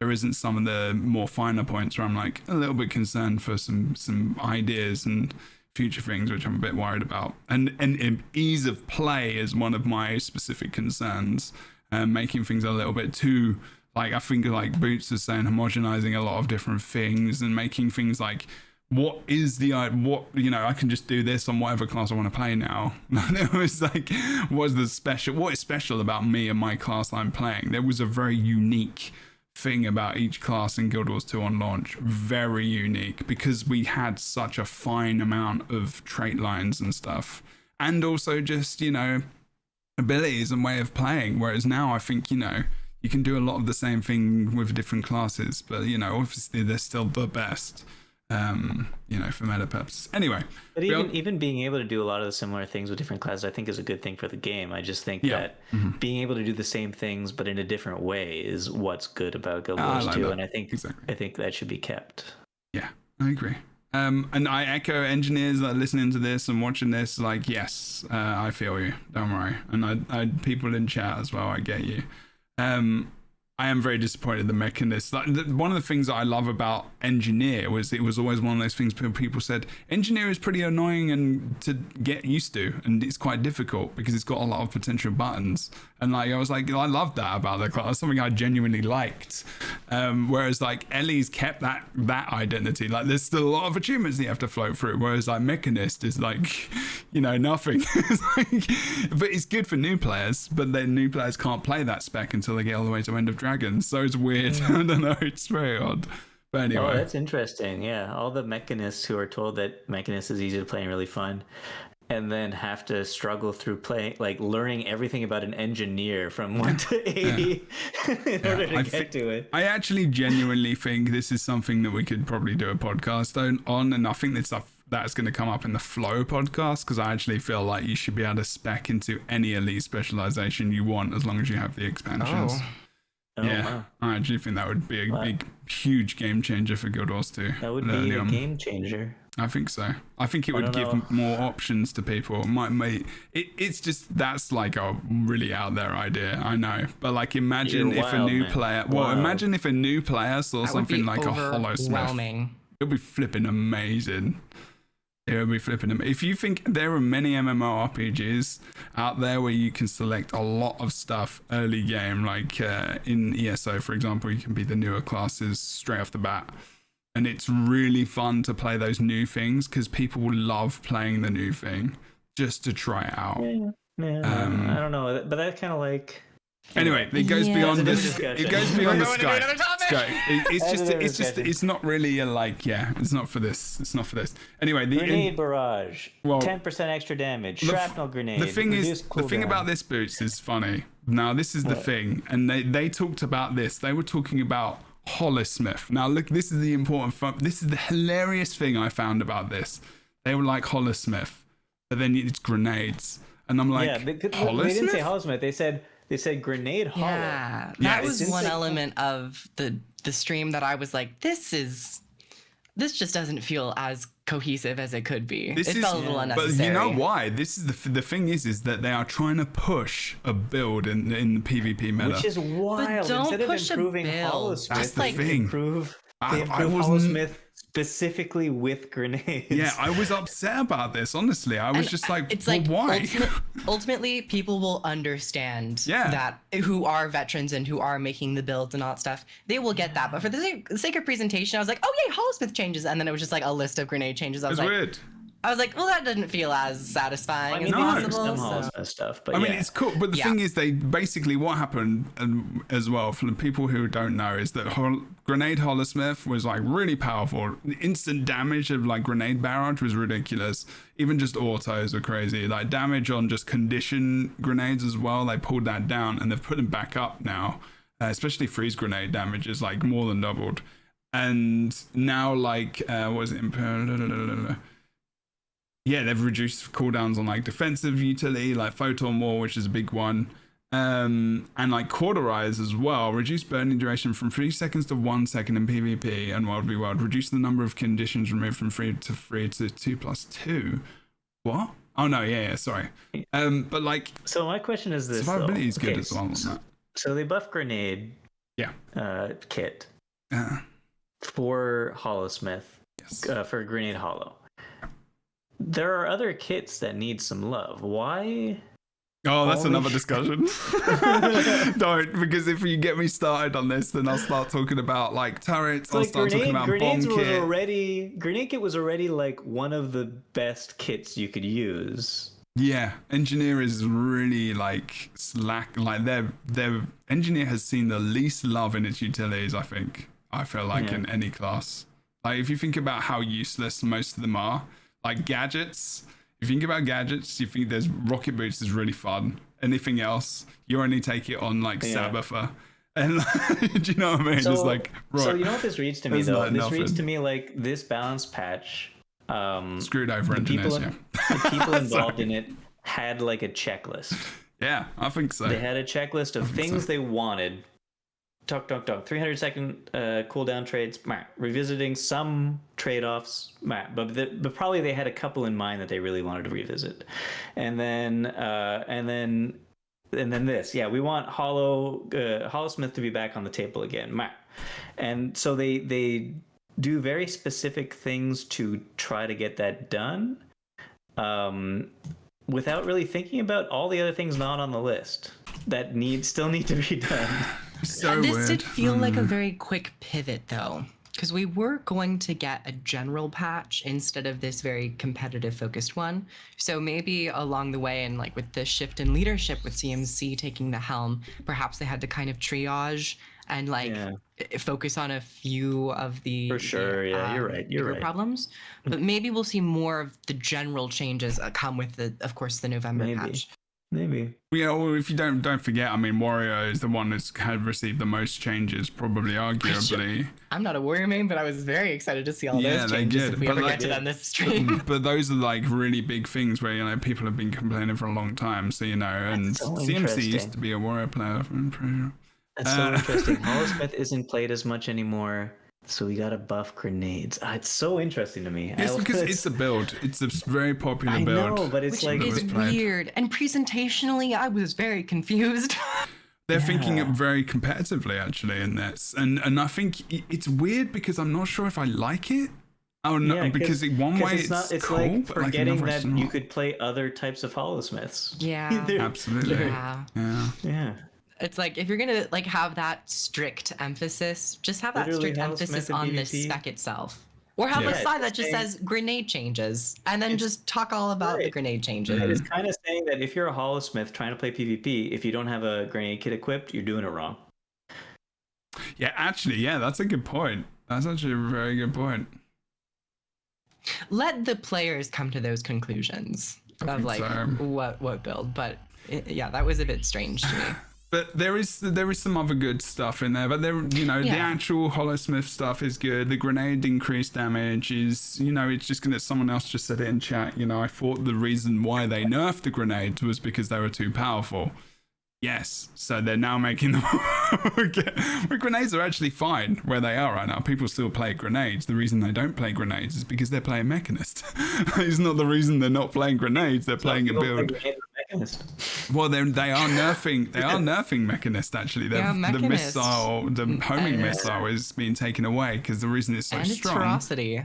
Yeah. So there is some nerfs coming to it, but now they're really even pushing you into the Holosmith a lot more, even to a more active build. So that's interesting that they would push a past elite specialization. I just realized NG Shield got buffed. Nerf. Buffed. No longer record. Got buffed. The trait no longer reduces the cooldowns, but the abilities themselves have been updated. Okay. I actually didn't see what they updated the abilities to. Did they just Magnetic shield cooldown reduced, and so same with the static shield. So their cooldowns were just inherently reduced. Right. So they got rid of that's that. good. Okay, cool. I actually thought I actually missed that then. That's good. Also, utility goggles, because that was just a stun break, is much better now. So now also removes one damaging condition, because it was just a stun break before. Reactive lenses. Oh no, wait, or was it reactive lenses? I can't remember. I'm getting confused between the two. This is a big one. Anyway, those two are good for like defensive things, but they're pushing you even more because grenades in tools is really good for speed and mobility because you get speedy kits. You get the speed off of switching into a kit. So that's the trait line you'll take with Holosmith in PvP. And then the third one is defensive. So you'll probably take, alchemy because, we always do. There is nothing else to take defensively. You don't even need not inventions. It's going to be, I wish, honestly, it was, but like, hey ho. I mean, it could be, you can increase like general speed, but then you're missing more damage from like having energy and all this kind of stuff. And you need dodge because you won't have a lot of defensive utility. And inventions is more of a scrapper defensive role, or like even just a more kind of bunkery role because you've got shield, because you would take shield because that's the only good trait in the first one. Anyway, I'm getting keen on engineer. The tool bell's skills cleansing conditions is huge, absolutely massive. Like that's a big that is kind of an identity change for engineer because it was like notoriously bad for removing conditions. Back in the day anyway, so that's a big one. Yeah, other than that, I think we're there. Oh no, takedown round rework is pretty big. Increased damage while endurance is not full is pretty big as well. So there's some big damage things. Sorry? What was it before? Or just do it? I think it was just the opposite. Just explosive charge. Charge when something's above. Oh yeah, that's right. That's right. Yeah. They don't. Okay. So just less of those. Oh, takedown round. Actually, I think that was also the way a Mechanist did a decent amount of damage as well. Probably. The mech triggered a lot of the traits. Yeah. Yeah, which I kind of liked, honestly. I like the idea of like that mix between the two because like in explosions, like it has It's very passive though. Yeah. It's passive, but they could have. I liked how they linked it, but yeah, the problem is that you allow Mechanists to be even more. I was going to say something, but I'm not going to continue. The 3 seconds in PvP vs. World, that's not bad. I like that. Maybe they're trying to make up a little bit for the lack of quickness for Scrapper, but or it really seems just like a Hollow Smith buff. Yeah. They destroyed one thing and tried to, bump another one up. Anyway, I like it, but here they've done it again. Condition Revenant. Like, isn't that interesting? They've never done this before. It's so weird when they talk about it. Revenant? Yeah, Revenant was the next thing. We're following the live stream. We don't have to follow the live stream. We can follow the other. Let's follow the other thing, and I can find the notes. Nexus Guardian. Sorry, you're wrong. Defense I'm wrong. field is now ground targeted. Let's do that. Yeah, that'll be fun. More agency over that. Yeah. Wait, what are we going to? Are we going to go to Scrapper? Oh. Yeah. Defense field. Stationary ground target skills with a range of 900. So we talked about that already. You don't have to go over that again. Defense field is a big bubble. That was one of the main reasons that it was annoying in World v Worlds. I don't mind that so much. It was fun to run around with a big bubble around you. It was just cool. Yeah. It was good for defensive purposes in PvP as well. They didn't take away the stealth gyro. Somebody asked in chat. It'll be interesting to see how it works now. The trait no longer reduces vitality. Wait, it says Scrapper Wells are now stationary. We don't know 100% know if they've changed stealth gyro or not. That's the problem. We don't know. So Scrapper no longer has just basically less health than everybody else because that was a trade-off they thought didn't really make sense. That's good. Super speed is now applied with the first pulse, which is actually it's very nice. Good. It's a lot better. Right. It's more of an active thing because you had to wait like 3 or 4 seconds, and then it was now my quickness comes in, and you'd also not know the time was weird because you got a stack of 12 seconds on super speed you can max stack. I can't remember, or is it 10? Yeah, it's 10. Okay.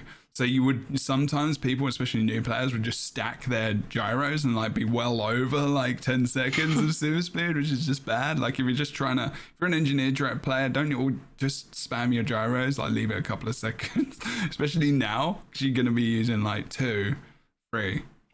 Yeah. But anyway. And now kinetic accelerators no longer gives quickness as for the Scrapper and PvP World instead it grants Might and Fury. Mm-hmm.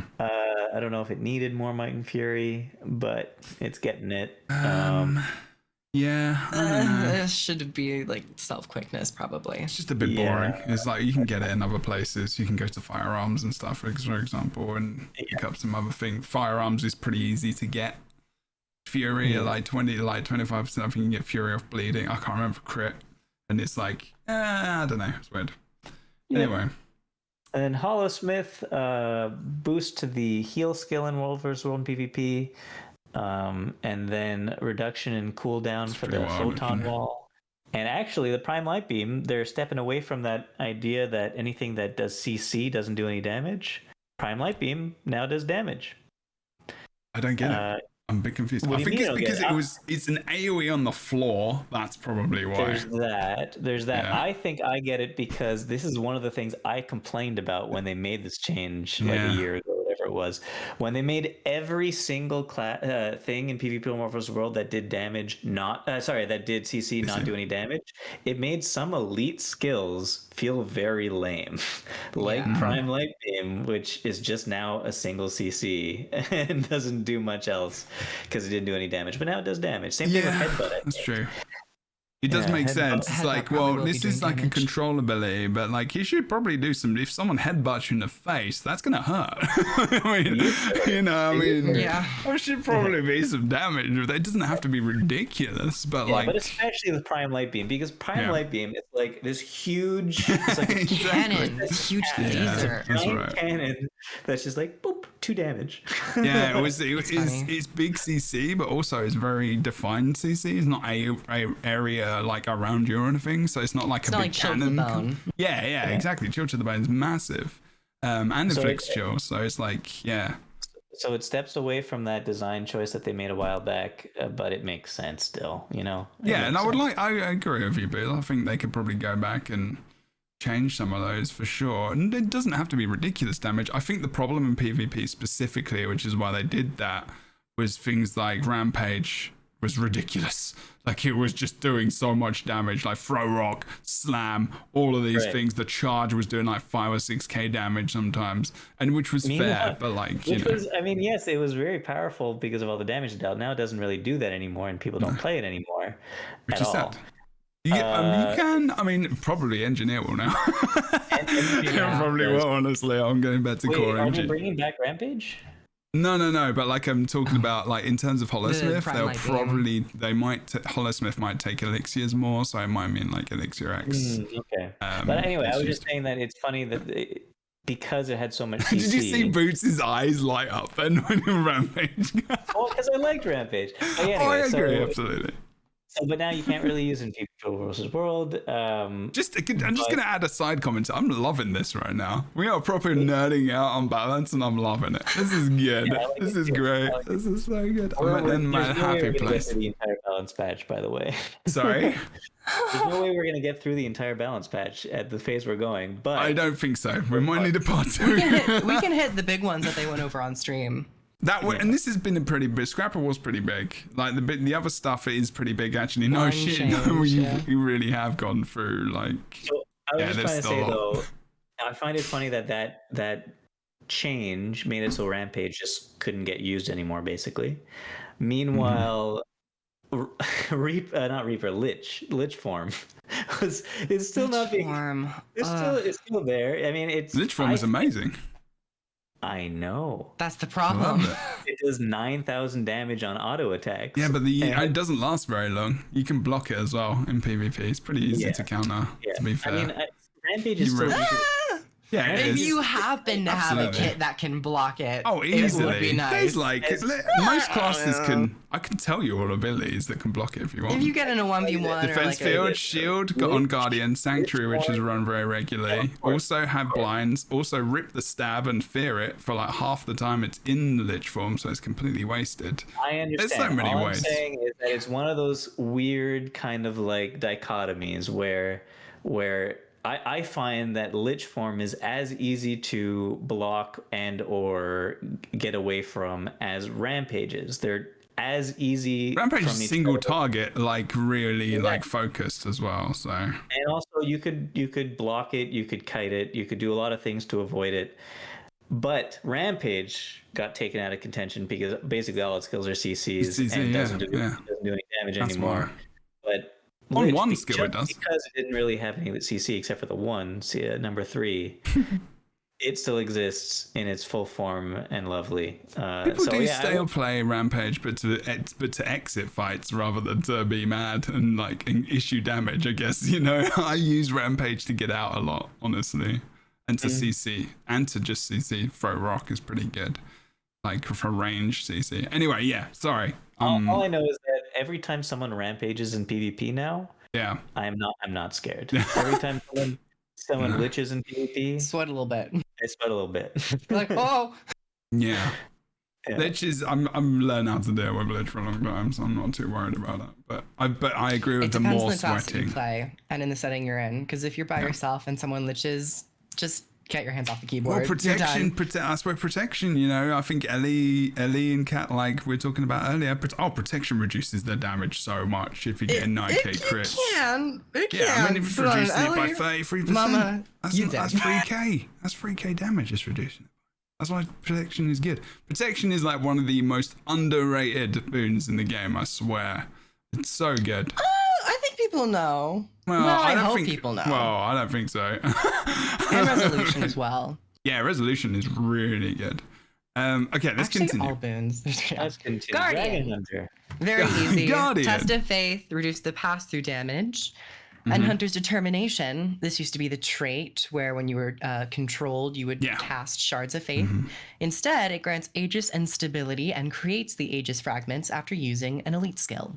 Cool. And on Firebrand, That'd be good with renewed focus, ammo actually. was reduced from 3 to 2, and its recharge time was up from 25 seconds to 30 seconds. Yeah, I didn't really do anything for PvE there because they said about the PvP and multi-world mostly in this. So that's fine. Biggest thing here that I love is Hunter's Determination, having that removal of that 300-second trait. Yeah. And also, outside of competitive modes, this will maybe be very interesting to take in PvE settings if you want to get just more. How long does the Aegis last? Aegis. I think like I would imagine 8 seconds. It says. Oh, I was gonna say so that's 5. So it's 8. interesting. So when you because everybody in PvP, for example, in Warframe's World will take the meditation, the renewed focus. Oh, right. Does sorry, the invulnerability of the renewed focus affect any attacks against you before the Aegis, or will the Aegis? You'll be invulnerable and have Aegis. My probably. guess is they've done this with a lot of the traits. It actually won't trigger the trait until after it's done. After the After the but they invuln is changed up. engineer to like the beginning, Before. right? Yeah, so I'm but I wondering. think- No. Probably With right. these traits, with survivability, Oh, okay. they right, showed it right, right. off on stream where if you have an invuln, like with Warrior Defy Pain, stances now give you barrier, but Defy Pain, you're invulnerable the entire time, so it's not useful. So what they okay. did is after the Defy Pain is over, it will then trigger the, Oh, the that's barrier. big with renewed focus. So then. they really took the time and they took a detailed look at each ability to make sure Glad that you it watched. functions. I'm glad you Yeah, watched the, I do my homework. Yeah, good job. Yeah, I to missed know that these bit. things. I was Mantra just, I just focused on my class. That's the problem. I was just like my main class. I was like engineer, and then that's how Mantra it of went. Liberation, reduce the count in World vs. World only from 3 to 2, and increase ammunition recharge from 25 to 30 seconds. So this is pretty big change. It affects me That personally radius. as a roamer, because this is my only stun break that I use basically. So They buffed the radius of a lot of skills up to 600 just baseline for like more supportive utility skills. Yeah. this So this is 600 radius now, which is huge. yeah. Well, we'll see how it goes, I guess. But yeah, I think it's probably it's definitely a needed nerf for Mantra of Liberation. Okay. Should we get to Mesmer? Oh wait, no, I'm sorry. I no. thought you were talking about Mantra of Concentration, not Mantra of Liberation. That's the same size. Oh my god, that would be so bad. That would be crazy, yeah. You okay now? But for Mesmer, Mesmer, okay, here we They are. did- Mantra Okay. of Liberation. Primary change from Mesmer's in this update is the addition of this is a big change, honestly. Is the addition of distortion to both Chronomancer and Virtuoso. Now, bear in mind that Virtuoso never had it at all, and like it did on a utility did it? skill, Oh, utility skill, but not on thingamajigs. not on the shatters. Yeah. We've also tuned our Mantra of Concentration to be more viable stability source in WoW with additional stacks, longer duration and larger radius, which is pretty big as well. Planning a large investigation into the balance between boon applications and boon removal in WoW for a future update. But for now, we wanted to address a few outliers on Mesmer, namely Phantasmal Disenchanter and Nullfield. They increased the cooldown on Nullfield by 10 seconds in World only as well, and reduced the amount of boons that Phantasmal Disenchanter removed from 5 to 2, which is actually pretty big as well. I wonder how Mesmers feel about these changes in World v World. I haven't really spoken to anyone. I have a question. Mantra of Liberation, back in the Guardian real quick. I'm trying to compare that. But you're probably the one who has to go early, I'm just saying. So Derailing. Mantra of Liberation says radius 180, Yeah. Okay. range 450. Yeah. What does that mean? It triggers in a circle around you at 180, but its cone in front of you will reach further so if there's anyone's people in front of behind you. you at 180. It will still hit them. Okay, all right. That change happened in 2017. Yeah, so that is. Boots is still I'm just thinking trying about to Rampage. I'm sure I've been using this and I've understood that to be the case. I just didn't I understand. get you, You Matt. needed that extra clarification. I get you. Like I that's feel what that, I feel happens when that. you get old. You're stuck in your ways, you see. Yeah. Now, but the point is, though, now Mantra of Concentration, which is 5 stacks of stability, and does it break stun for your allies as well? No, it breaks stuns only for yourself, but gives stabilities to your allies. Mhm. 5 stacks of stability, 600 range. Yeah, radius. Yeah, that seems very big. That's what I was saying. It's huge. This is not an elite skill. This is a utility skill. But they did up the ammunition recharge 35 and seconds. reduce the stacks of stab. 35 Wait, seconds. no. Rated They increased the stacks, but Increase the stacks to 3 stacks. No, to 5 stacks to 5 seconds. But they Reduce increased the the ammunition. recharge and then increased the radius. Yeah, Because this isn't a positional, this is around you. But the point is, this utility skill is better than the elite skill for the Guardian. Firebrand does break stun on allies, which is its one extra little bit. I guess so, yeah. But that's still it's only one very nice. Yeah. It's only 1 stack ability, and it's a much more smaller range. I'm scrolling down to Mesmer. Scrolling down to Mesmer and past Mesmer. Yeah. Mesmer's kind of just like, there's some interesting changes, but nothing huge. Well, I think the distortion thing is big, Necromancer. though. The distortion is the big thing, really. I think that's the a big distortion's thing. a nice survivability. Think about Virtuoso, like damage builds could come into PvP. Is I hope that they change the name and the icon of it, because it'll look really strange if Chrono and Virtuoso have the same, like, I don't know, all of their shatters and abilities are, unique and different. And then it's just like, okay. You got distortion. It's a one little minor flavorful element, but it doesn't matter. Chronomancer, continue and shift. The skill has been moved to slot 5 of the profession mechanic bar. Distortion is now accessible on slot 4. There you go. I have a question. So they said question? we're planning a larger investigation into the balance between boon application and removal in World versus World. Wait, what? Sorry? Right? What is that? What? They're planning a larger investigation into the balance between boon application and boon removal in World versus World in a future update. Yeah. But for now, they want to address outliers, Disenchanter, Nullfield. Yeah. It sounds like, and they're big ones, probably. Those outliers, they're reducing the amount of boons removed from 5 to 2 for the Disenchanter, and they're increasing the recharge to 35 seconds from 25 for Nullfield. So it sounds like they think Mesmer removes too many boons in a short period of time. Yeah. That's interesting to me, because it makes me wonder whether they think they're thinking more about importance and activation rather than just consistency. So they're more skill shots than just spamming, if that makes sense. I think. No, I guess so, but I always feel like I maybe I'm wrong. There's too many boons in World versus World, and it's too many boons in the game. There's too many conditions in the combat. Yeah. To counterplay the boon spam. Mm-hmm. But they're reducing the effectiveness of counterplay to boon spam right now. For some reason. I mean, they're reducing. I mean, but you said it. They're increasing like recharges of some abilities. No, they're both nerfs. They're both nerfs. They're increasing the amount of time, the cooldowns. They're increasing the amount of time it takes for that to exactly. happen. So you're not going to be able to put out boons that much. That's a good thing, isn't it? I thought you were talking about. No. What do you mean then? Sorry. What are you trying to say? I'm trying to say it looks like they're reducing the ability of this class, at least, to remove boons in World versus World. Yeah. But I've always thought that perhaps there's too many boons in World versus World, and that. Oh right, yeah, absolutely. I mean, but the thing is that I think at the same time, which is what I kind of said, was they're reducing the ability to put out as many boons as well. So if I don't know if they're really doing that though. It looks like it. I mean, if you think about it, like quickness on Scrapper is a big one. They're just taking that out completely. That's gone. That's a big one. That's a huge one in World v World PvP. It exists in other places though. And if you think about the stability as well that we were talking before, isn't that less? No, they need more stacks of stability. But like over less period of time. So I think you can still apply it, but like there's less brackets of time that you can apply all of these boons while you're running around in a Zerg.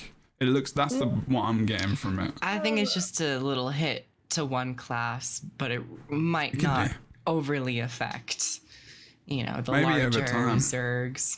I think a lot of the problem in World v World and PvP is that you've just got a lot of uptime on a lot of these things. So it doesn't feel like it feels like when you activate a button, that is when that effect or that boon should be used for specifically in that window, rather than I just have accessibility to this one thing permanently. So like one problem, it's not too much of a problem for Flamethrower NG, but like it was, like you just had permanent stability and permanent fury. like resist it all the time. I'm not sure if you can still do that. I think you can actually. I haven't played it for a while, but like it's just permanent. So like those kinds of things, like I think they're trying to get down anyway. There's not many instances of that. They're reducing the ability to remove those bones. Yeah, well, I mean, if you reduce, so the thing with balance specifically is if you reduce something, that you have to kind of counter it for it elsewhere, right? So like if you take away the ability to produce so much or so many boons, if you're taking that ability away, then you have to take the ability away to remove so many boons, because otherwise there just won't be any. They haven't done that first part yet. They're doing the They're reducing the ability to remove right now, bringing in line with the other classes so everybody has the same amount ability. I mean, they've kind of started to do it, but not as much as probably they need to. Maybe. Yeah. Okay. All or right. maybe over time. But again, we have only seen a small window of this so far, so we don't actually know. Continuing Shift and Blade Turn Requiem. They are now in slot 5 for Chronomancer and Virtuoso, and they're getting Distortion back. Necromancer. Yeah, that's the big one. Distortion is fun. Distortion is very fun. It will be fun for the damage builds, because you'll see Virtuoso push more in PvP, I hope, because Virtuoso is really fun. I love playing that. I really enjoy people will be able to try out more damagey builds with it, but because they have all those ingrained passive defenses for Virtuoso. The funny thing is the most Mesmer builds I see nowadays are just like really one-trick pony kind of builds, because they have to be, because they haven't got much survivability. Whereas if they've got a little bit more survivability with Distortion, then they can maybe go for a little bit more of like a condition build, or they can go for a little bit more like sustained damage over time rather than this spike assassin kind of damage, which my understanding is that like Virtuoso, for example, doesn't quite have enough damage to deal with things like Catalyst or a Warrior. Yeah, absolutely. You can't burst them down. You can burst down like an NG, a Guardian, a Herald.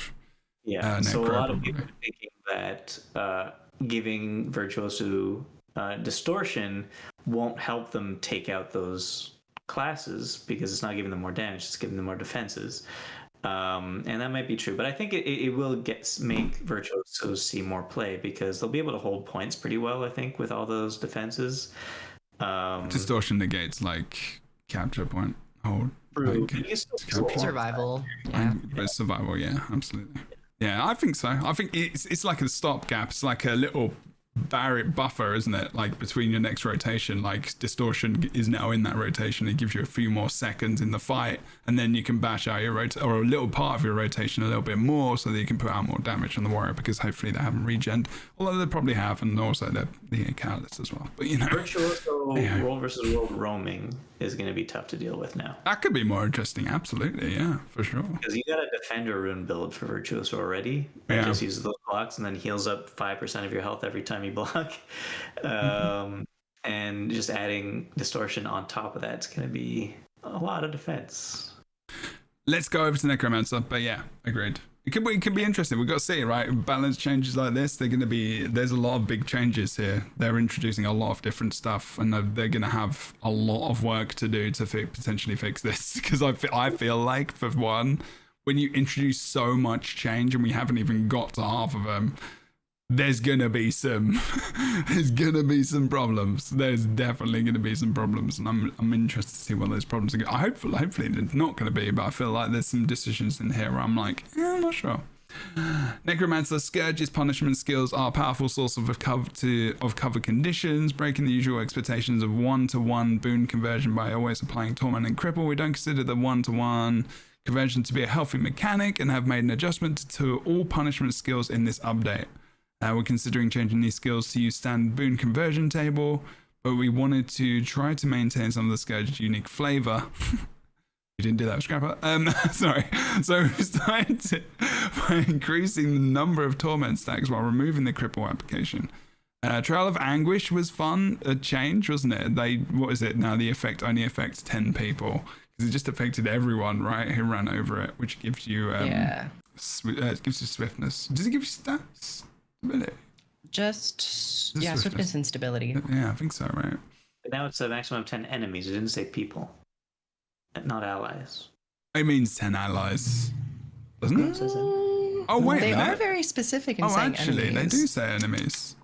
Yeah. Oh.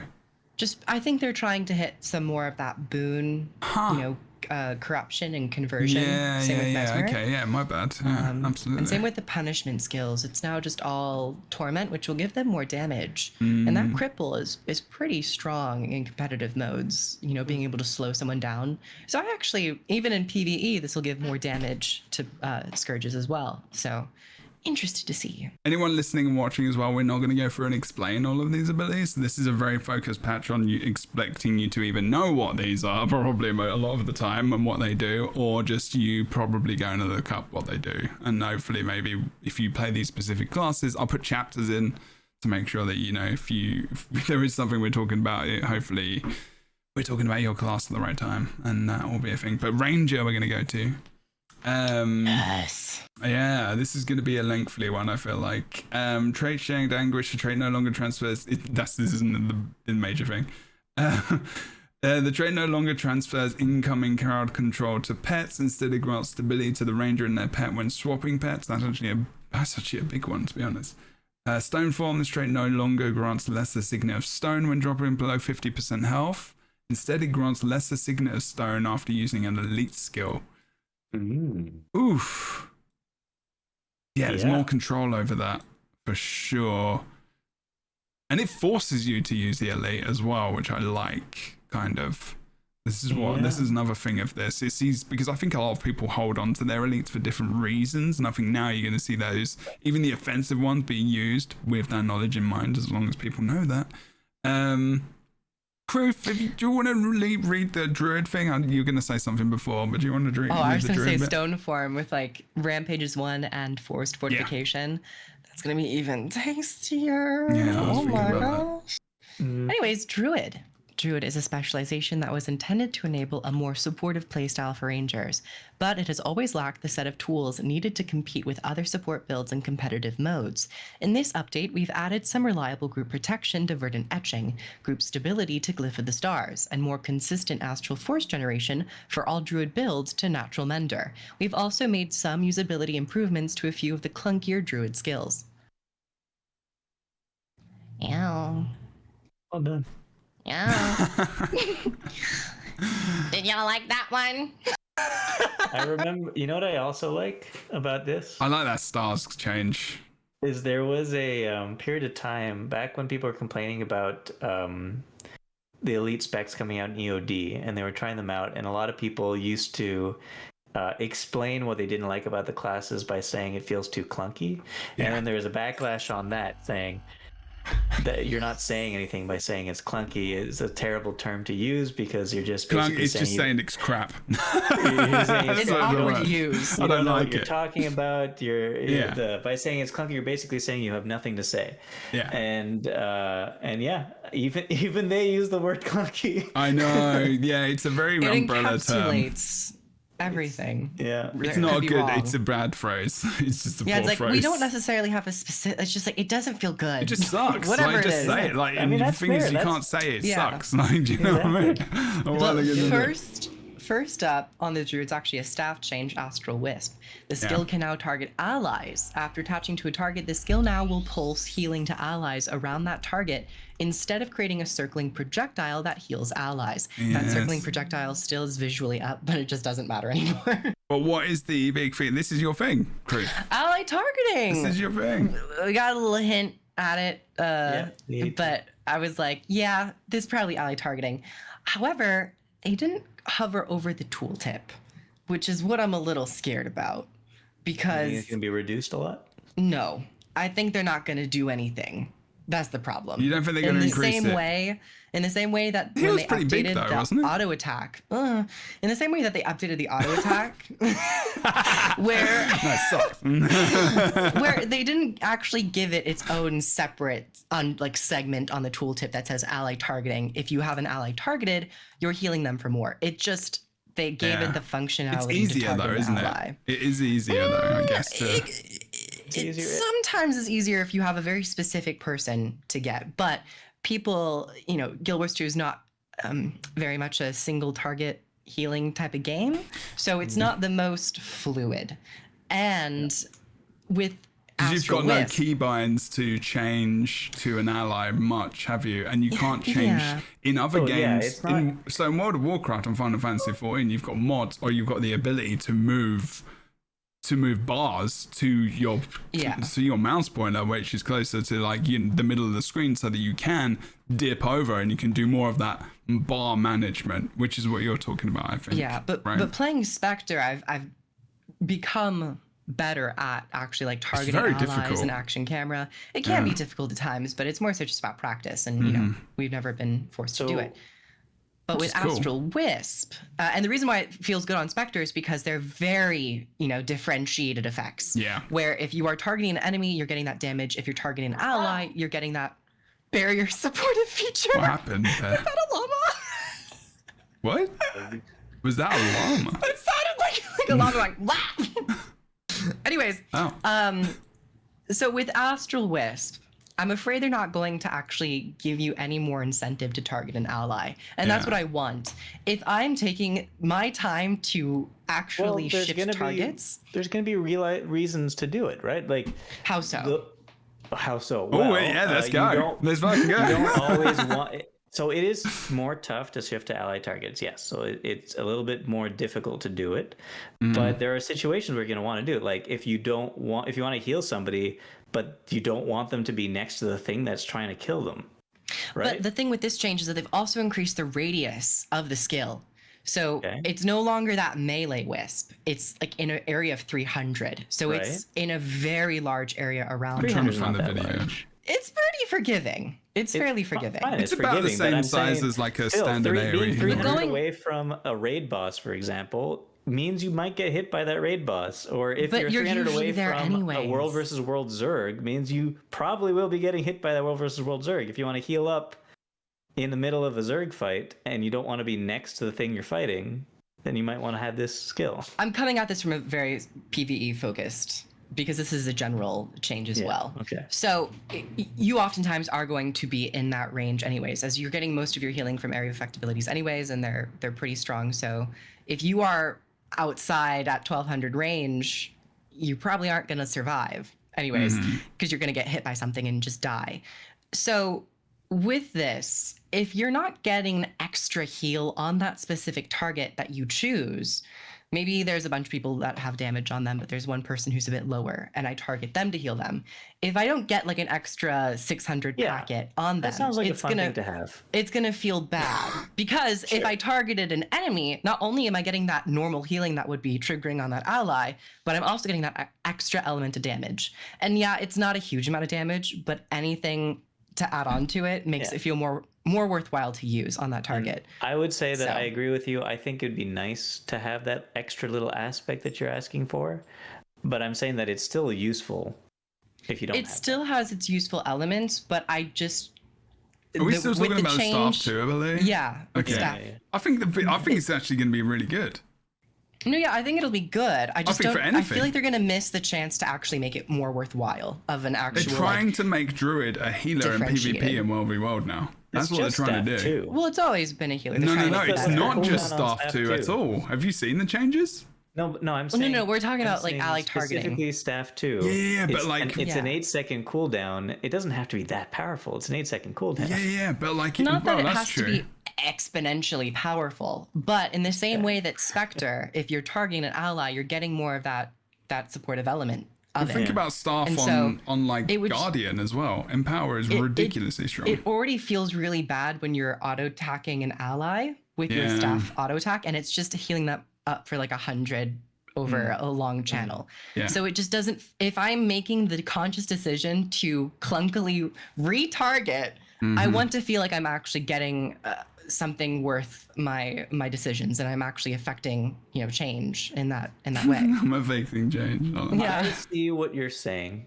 Yeah, I think it And- needs to be powerful. It will. I'm going to go ahead and say that I think you are still getting something, because I'm sure there are a lot of situations in raids, if you're speaking specifically PvE, there's a lot of situations where you want to heal somebody that's low, but they're not next to the boss for whatever reason, and you're getting mad because you got to be right next to the boss if you want the healing from skill 2. Come on, get up closer to it. What are you doing?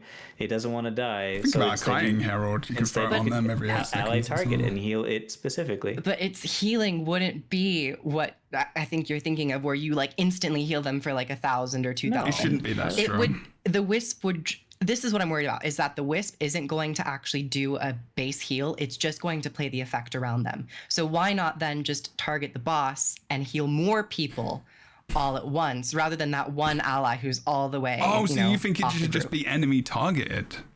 No. It is already enemy targeted. It's already enemy targeted. I'm saying that there.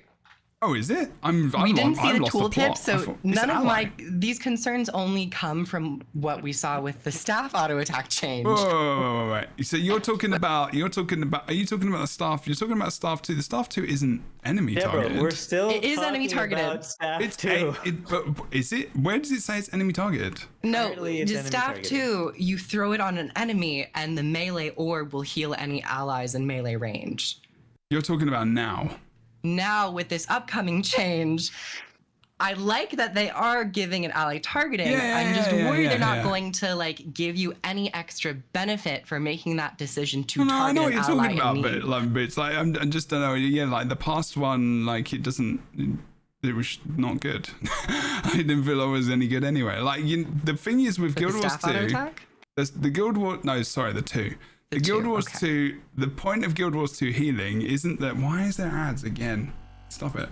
The point of Guild Wars 2 healing isn't that you get most of your healing and support of your weapon skills. It just isn't that. Like, you know, it's a lot to do with your heals, sometimes your utilities and your F skills. Like Guardian's core amount of healing comes from.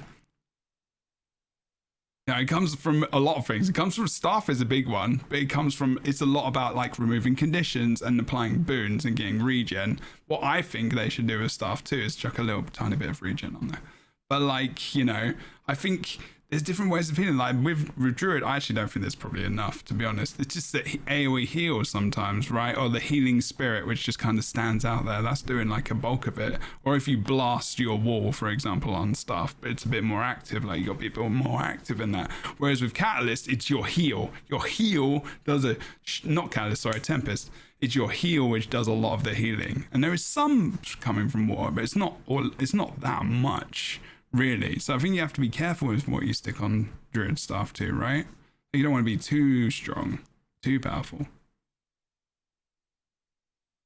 What? Do you not want? I thought you were saying you wanted to be stronger. Is that not what you wanted? I don't know. Am I confused now? What I would like is. I thought you were talking about the strength from staff too. Okay. So what I want is you. if I target an injured ally, I throw the Wisp on them. That Wisp hits them for the same amount of healing as it would dealing damage to an enemy. So when you throw it at an enemy, it instantaneously damages them for like 700 damage or something. Okay. I want that 700 damage to translate to that targeted ally. So that Wisp hits them, gives them a 700, and then still pulses that healing. I'm worried they're not going to do that because with the staff auto attack change. Hey, if you've been watching this podcast on my stream for like 10 years, you know that it takes me to fucking ages to get to the point. Don't give me that shit, chat. Like, fuck you. I've been doing this for a long time. So you should know this by now. You want the damage that it would have done the enemy to be healing to the ally instead. Yes, to give you a reward of choosing an ally. I didn't get that. Sorry. I'm not gonna say no to that because it sounds nice. Hey, you two were talking about this for ages. I will be disappointed if they don't do that because I feel like it's a missed opportunity to. I think it sounds very nice, but I also think that not having that, it'll still be a nice change. Isn't it? No, so you don't have to switch it over them. Well, you don't have to. You've been wanting that like targeting on skills. It will be nice, but I played around with the ally targeting of the staff already, but it's just so weak that I don't really find myself going for it anyways. And the only it's still an option that you could use. It's an option, but it's not worthwhile. It's not like I could see situations where it would be worthwhile. Well, in very specific situations, but I feel like you're going to be getting just more value out of it by just hitting an enemy. So I don't want them just to add like ally targeting effects. I want them to actually like nurture it and like take care of it. Isn't that quite good though? At least least with the staff one ability, you have to keep pressing in, like focusing people. At least with this, you can drop it on someone and then leave it, right? You don't have to do anything else. So that's that's a you bit can also better. put it on your pet, and your pet could go off and do fun stuff. Oh yeah, I mean naturally, I mean I guess so. You can heal your tanky pet. It's like, then why not just throw that on the enemy? You're getting more damage out of it. Yeah, good point. I don't know. That's what I'm saying. I mean, if you have the option to throw it on yourself, you might as well just though. put it on the enemy, and that's probably what people are going to do most of the time. That's what I'm saying. But in those weird circumstances where your people you're trying to heal are not next to your enemy, you put it on them instead. I kind of like the idea of it being an allied targeting thing. I think they need to work out a system that works better for it. That's the problem I think they're having. And I think they need to start allowing people to make mods for these things. You know where it also helps in this very niche circumstance? If you're a solo druid, absolutely. And you're using natural mentor, increases outgoing healing whenever you heal an ally beside yourself. But you're using a pet that's a ranged pet, so it's not near the enemy. You could put it on your pet still, and then increase your outgoing healing. Oh yeah, that trait changed. It's no longer a stacking effect. It just gives you increased I think it's healing. going to be good for PvP, honestly, as well, and World v World. I think it's going to be good. Anything that's just pumping out a little bit of extra sustain in fights is going to promote the supportiveness of that class, for sure. And I would love to see us support Druid in PvP. There's loads of stuff in PvP, though. If you think about all the things that Druid got in this patch, and you think about there's the staff change. Okay, so if we look at things independently, it may not seem like that's going to be too much of a change. But if you think about the condition removal as well, they've got in the animation changes to Celestial Avatar abilities. It's the Seed of Life that they changed? I can't remember. Yeah, they changed the Seed of Life. There's that, which is like a pretty big change. Huge. Exactly. So I think Increase about the radius. if you start piling this stuff on, if they just buff it to like that second staff skill, then they're gonna have problems. I think if reduce blossom time. Yeah, exactly. Yeah. So this is big stuff. Let's go to that. Everything with the Druid, I actually love. It was just that one element of I don't know how this is going to play out. I don't know. I just don't know how it's going to play out. But in terms of the glyphs, which we can get into, I think all of these glyphs have been buffed. I think it's just a net gain for Druid. They have. Yeah. So glyph of. Do you want to go? Let's go through the dog. Let's go through. Or do you want to go through the? Yeah, we don't need to see the video. We can just talk about. I mean, glyph of equality now does 600 radius, which is a group stun break. Or is it a group stun break? I'm pretty sure it is a group stun break, and it grants stability. So that'll be pretty nice. And the next biggest change was Glyph of the Stars.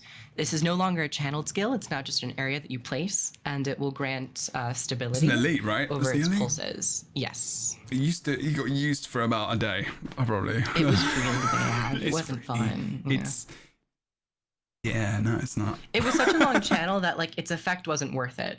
But if you're gonna have such a long channel, you have to make it mega strong. Six pulses instead of 18. It triples the speed in which it revives things. Yeah. It will actually get used, won't it? Like if you think about it, I mean. I was really interested as to why they granted it. I mean, I understand why stability, but I kind of would have preferred alacrity. I don't know. Haven't they already got alacrity though? Like from the. I feel like it shoehorns you in so tightly to spirits that it would be nice to be able to utilize other glyphs as a druid and not just be like, I have to take a full load out of, spirits. But so you want to define druid pretty heavily then into a support. Yeah, it is a healer. It is a support, and I think they know that, and these changes are in that same flavor. I would, going off of what we said earlier, I agree that I would like to see things be pushed into roles more sometimes, I think. But I like glyphs. I think I really love how they implemented them with Celestial Avatar, like that switch, like you said like earlier with you were talking about, it's similar to Ellie, you change into different elements and it changes over, so that's pretty cool. But stability will be good. And modes. Yeah, a very good in PvP. That would be great. Very strong. So is this the numbers in World vs. World PvP? I would assume. I give it. For what? for the celestial, the glyph of the stars. Yeah. I think this is Yeah. everything. Yeah, these are Unless general it changes says as well. PvP or World v World only. When it says in PvP or World v World, it just says it for that, right? So you don't have to channel it. You just do the initial cast time, and it creates the spell area, and it does 6 pulses of 12% revive. It's like a well, yeah. Yeah. The wells nowadays are like Joking. 7%. Reduce the number of tick. pulses percent 6. It is an elite. And you Yeah. have to be in CA, which will be easier, which we'll get to. Yeah, that's really good. That's really And good. its cooldown was dropped from 60 seconds to 48 seconds. Damn, okay. Which might actually, I don't think they needed to reduce the cooldown. That's just me. What's the code? Good. Yeah, it gives stability. that's... It gives stability on top of that. This That's is gonna be It'll really be 48 seconds. This could be really fun in PvP, actually, honestly. or 2. You say looking fun, I forward. say a little overpowered. Yeah. No, Well, I have to- mean, I have to see how you can quickly it pulses. revive pretty Yeah. quick with Gyro, for example, and other things. So, like, I But mean, a gyro you can kill or CC, can't you you? can CC, yeah, that's true. This you can't. It's just a spell area. We'll see, I Yeah. guess. I guess it really depends. Look at It'll Elixir. finally get used though. But the thing is, support Druid doesn't really have much anyway. So it's like this will be a very much like a one thing, and like I mean, it will. I mean, with everything else added up, I suppose I should listen to myself. Like it does sound like there's some pretty good changes. They probably didn't need to reduce the cooldown because it is very strong. Okay. But they are very nice changes. That was one element I was like, did they need to reduce the cooldown? Probably not. Okay, fair play. Toss Elixir are. Is this still correct in World versus World and PvP? 17% per pulse? Where? Toss Elixir are? I don't know. Okay, Right. never mind. We're talking about raid. I just want to compare it to other revive skills. Oh, Toss Elixir R is the same everywhere, I'm pretty sure. That's pretty It strong. sucks everywhere. 17% per pulse. Ah? 17% per pulse. 10-second duration. Yeah, but it's very small. It's a small AoE area, and it's It got a is. fat cooldown as well. pH fat, like it's massive. Like the cooldown, they increased that because it was so good. Like we used to take it. So I used to take it on Scrapper and be a side noder and throw it down and just be like it'll be there for a good amount of time, and then just leave sometimes and just revive and just be like, cool. Yeah, with these changes, you might want to target druids more often in PvP now if you see some. Yeah, for sure. But also- that might take a priority. They even get more love in the form of their traits. So Celestial Being no longer reduces your pet attribute loss. So that drawback is reduced. And then the other minor, Natural Mender, this trait no longer has a stacking effect. Instead, it grants a flat amount of increased outgoing healing. Oh, cool. This trait now also grants Astral Force every few seconds while not in Celestial Avatar. So that Lingering Light Grandmaster has been baked into the core of Druid, which I called. As soon as that came in, I was like, this needs to be baseline Druid because It it always should have felt been so good. It felt too good to give up. So I'm glad that they It's going to baked it increase in. healing output for sure. Oh, mega. Like massively. Huge.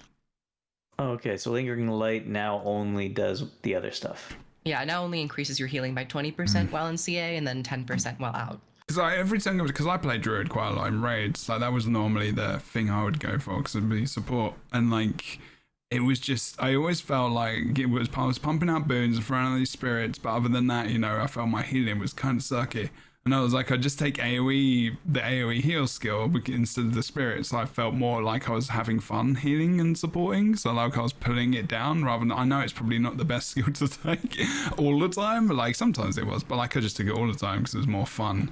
And I felt like an actual healer because I think a lot of the time just didn't, honestly. Like, and now you can get into Celestial Avatar quicker. It's going to be more fun, I think, just generally. And we'll actually feel like a flipping healer. Cooldown of all the glyphs because they removed the cooldown reduction from the trait of Verdant Etching. Yes. Yeah, okay.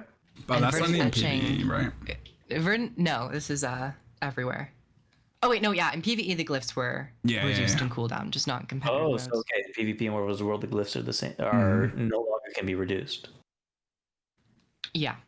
Interesting. And you no longer drop a seed of life if you take Verdant Etching. Instead, you just grant protection around you when you use a glyph.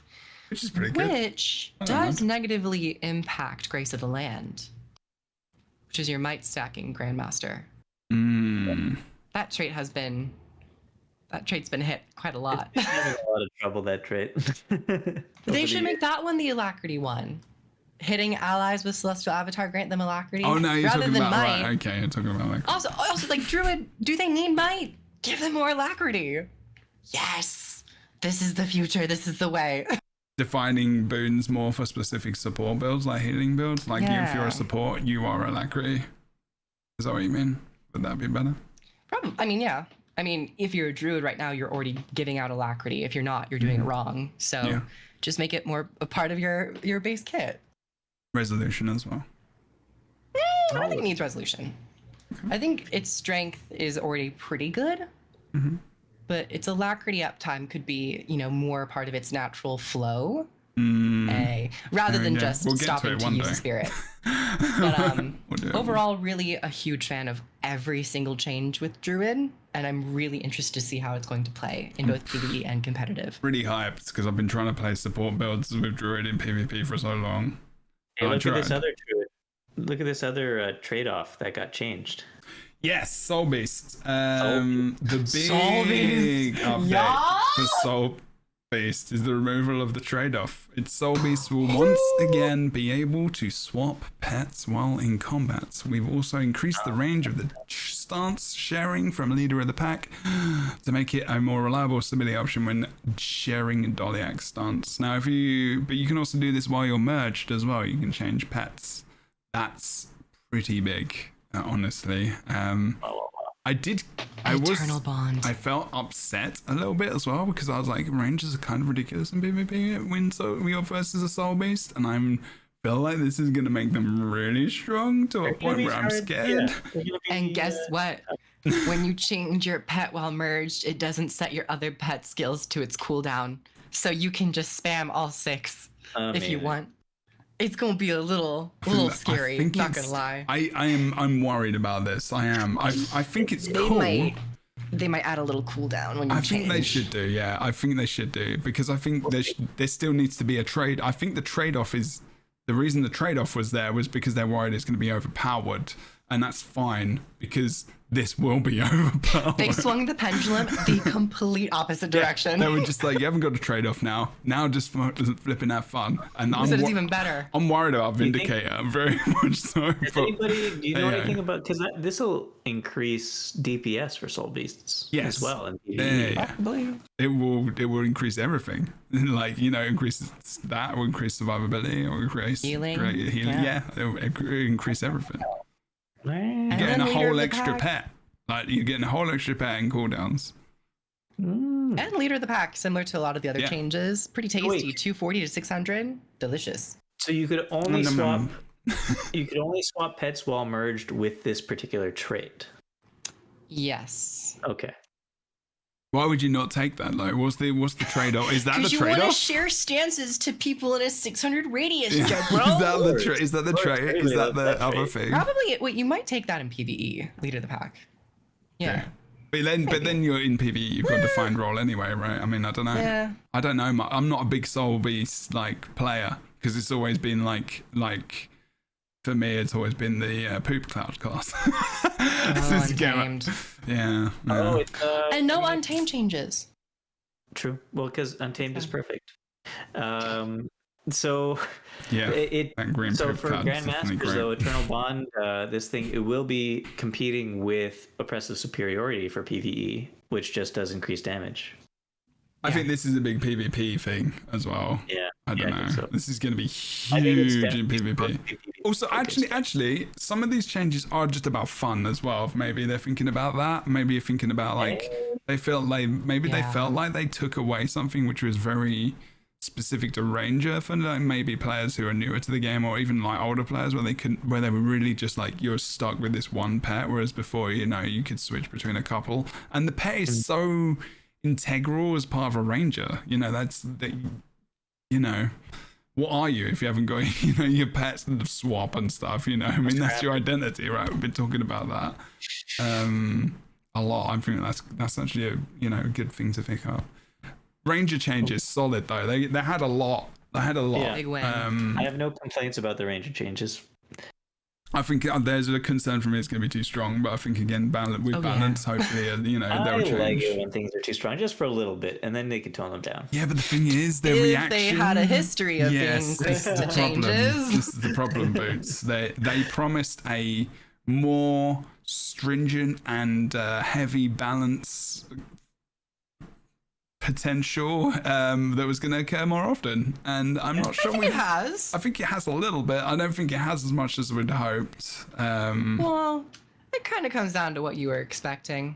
My expectations were kind of at I think they this listed pace. expectations, didn't they? And they just didn't. Well, no, they said like every 4 months, or not every 4 months, every quarter. We're at Or so. Revenant. No, they're off a bit. Condition Revenant It's okay. is a We're getting in a 2 similar balance patches, position. Jebro. This The month and grenade- next month. Hey, hopefully. Yeah, but that's Wait, because they can't fit it in one, because they can't fit to the time. Because there's just so much balance. There is so much balance. Anyways, Revenant. Condition Revenant is in a similar position to Grenade, Hollowsmith, and PvP. Nice. A once powerful build in the meta Ooh. that fell out of favor after a few rounds of nerfs and is currently underperforming. The build's resistance sources were reduced significantly back when the boon was granted full condition immunity, but now that it only negates non-damaging conditions, we're bringing the durations back up. Yes. Bringing it back. But that's not a problem. That wasn't the problem with Condition Revenant for me. What was the it? durations the are damage. It was the fact that a lot of Revenant traits give yourself conditions and do condition damage to yourself, but that was negated by giving yourself resistance. So like, because resistance was complete damage and immunity, so it's okay that you give yourself conditions as long as you're able to negate that the damage. But then that got changed to just non-damaging conditions. So a lot of traits that are specifically aimed to give yourself conditions are just probably not something you want to take when you're taking damage from those in certain aspects of the game. So even if it was a very interesting like flavor of Malik's that they were really going hard into during the betas of Heart of Thorns, and it's really fallen behind. So I agree, it is a little strange that those still exist, but there's that whole like transferring conditions Grandmaster. Yeah. So like in a way you kind of want to play with that, but also it's like there's a bunch of other traits that you can pick. Exactly. But let's see what they do. Demonic Defiance. So the resistance goes up on Divine Defiance, Fiendish Tenacity, resistance duration on Malice has gone up as well. But now these are just resistance, so it's literally just non-damaging conditions. Why? Yeah. We need some resolution up in this. Resolution's usually left to Jalice. I know. but Maybe they should swap that. Maybe they should give resistance to Jalice now and then resolution to Malik's. Maybe, or I don't know. All I know is that when the change to resistance came out, I said this entire build now needs you to run Jalix 100% in order to make it work. So I don't know. They need to do something else to it than just increasing the resistance duration. I think I think they've put a lot of notes in this where they're like, we are going to do this, and it's like future proofing their next patch notes, maybe, hopefully. But in terms of an interesting change for output, Echoing Eruption now has 2 charges in competitive modes, and I'm sad that that's not coming to PvE as well. No, yeah, that's fair. It is a really cool skill. That'll be really cool. Yeah. Do you want to go to Vindicator and talk about the double dot? We've got a lot more to do, so I'm concerned. Revenant is a little meh. But yeah, Vindicator. I mean, Vindicator is pretty good. The single dodge that Vindicator has access to has been a long-standing point of negative feedback, and for this update, we've adjusted the timing and endurance cost of the Vindicator jump, so it's more in line with regular dodges. We've also made some small usability improvements to the Vindicator's group stun break awakening, increasing the radius and removing the casting time. This dodge looks funny now. It looks funny, but look, it's gonna be. I actually think it's gonna be broken.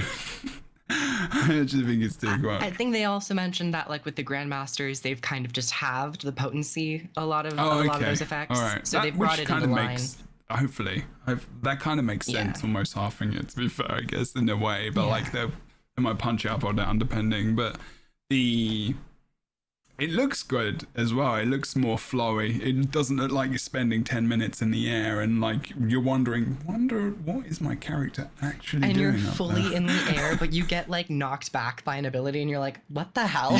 Yeah. How is this possible? Like, I didn't realize knockbacks. Yeah, well, This will be good for Vindicator. Really quickly though, that we didn't talk about it. It's kind of important. Draconic Echo, Herald for PvP in World vs. World is getting the ally quickness removed as well. Again, we talked about it kind of a little bit earlier. What we think, like quickness removal for everyone, even just self. Except Firebrand. Hey, don't. Yeah, Firebrand in PvP doesn't need to be changed. It's the principle, Jebro. It's the principle, the consistency. This in PvP. It just doesn't get used much. Not very good. No, it just doesn't exist. People yell at you when you use it. They do. I hear that very often from people in the stream. They're like, I love playing Firebrand in PvP, but like people shout me all the time, and it's just like, well, because the problem is they expect you to play a thing. In PvP as a Firebrand without having even played the game yet, they will yell at you. Yeah, probably. People were so reactionary about that. It's not terrible. It's not passable. They nerfed it into Oblivion, the healing support. They nerfed it pretty hard, but you can still get around with it a little bit. You can if you're not running as a support. I've definitely done better than a lot of other players on my team with a Firebrand build in PvP, and World vs. World obviously as the roamer. Decimating. But yeah, no, it's still difficult. It's not an easy. I think a lot of people think that if you're playing a Guardian and you're playing damage, you play DH or you play core, and if you're playing support, you're playing core, and that's why people are like, Firebrand, what? Like, people get very defined. They get very like in their boxes, don't they, about these things? Everybody does. Yeah. But Vindicator dodges. I think it'll be cool. Does that mean that they're going to eventually do that to Mirages? Yes, they did mention that they're looking to change it back to 2 dodges, but they were just uncertain of their overall direction at the time. At least I believe that's what they said early in the stream. Okay. Now, does it also, if they can't give a full 2 dodges back, is giving them 1.5 dodges on the table? What, you dodged like fast for just a one and minor then really evasion. quick? Well, no, like you have your endurance bar, and instead of 2 sections, you have 1.5 sections, so you have a full one. What the half do?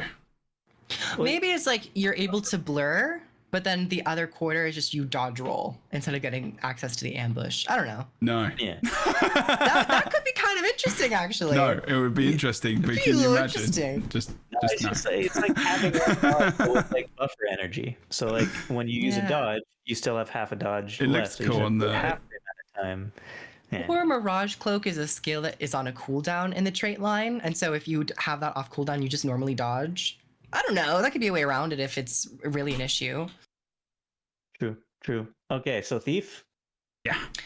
I don't think there was much about There isn't I much didn't see anything that the was interesting. reduction of Shadow Shroud health for Spectres is going to be kind of important. Oh, yes. yeah. That's the They big were thing. very tanky. Didn't very they, like, a lot of people were saying rip, like, Sind in the chat because Syndrome plays, like, this was like the meta for Thief in PvP, so, pardon me. The tankiness of it is an important aspect of the Spectre being useful right now.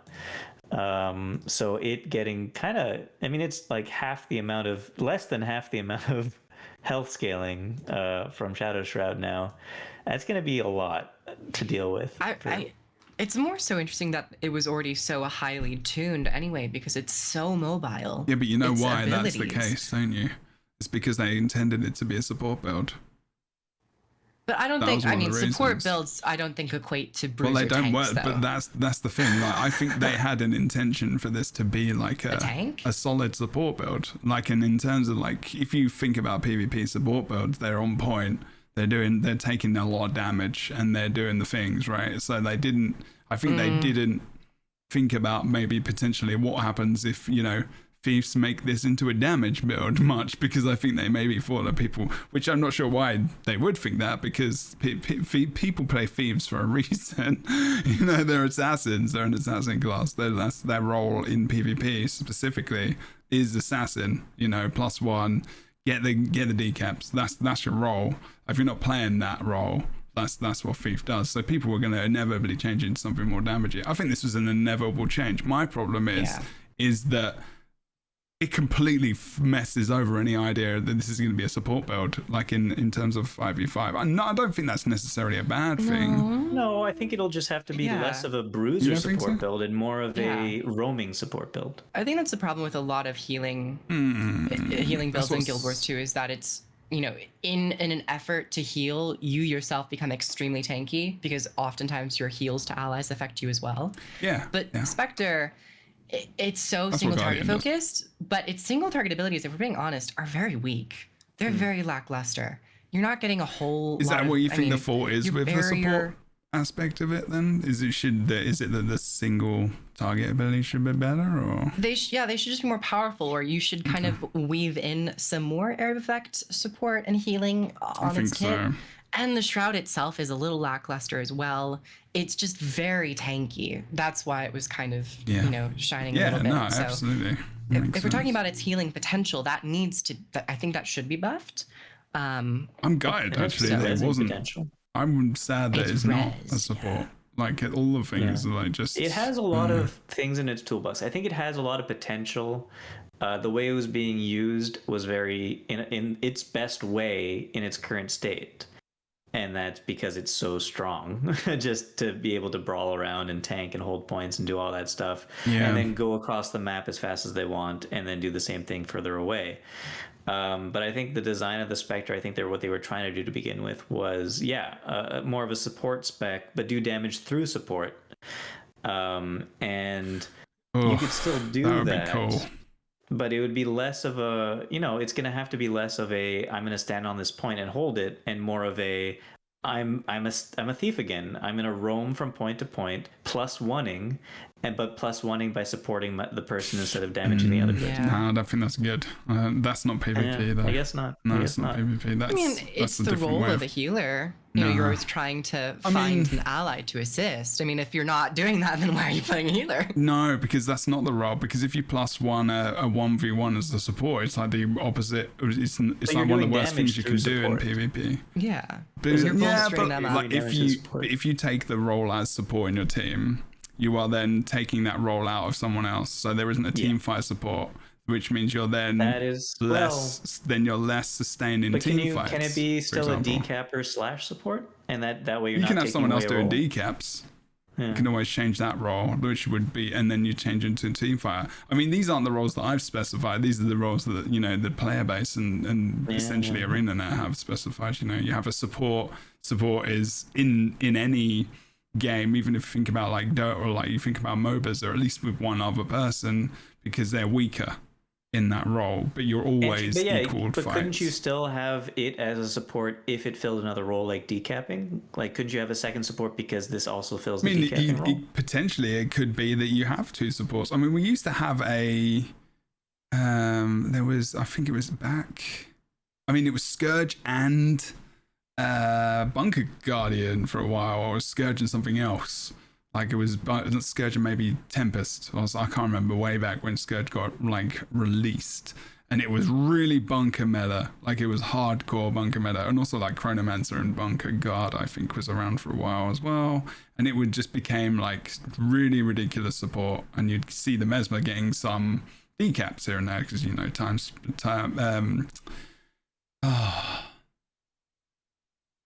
getting your cooldowns back quicker, the shadow. Can't remember what it's called.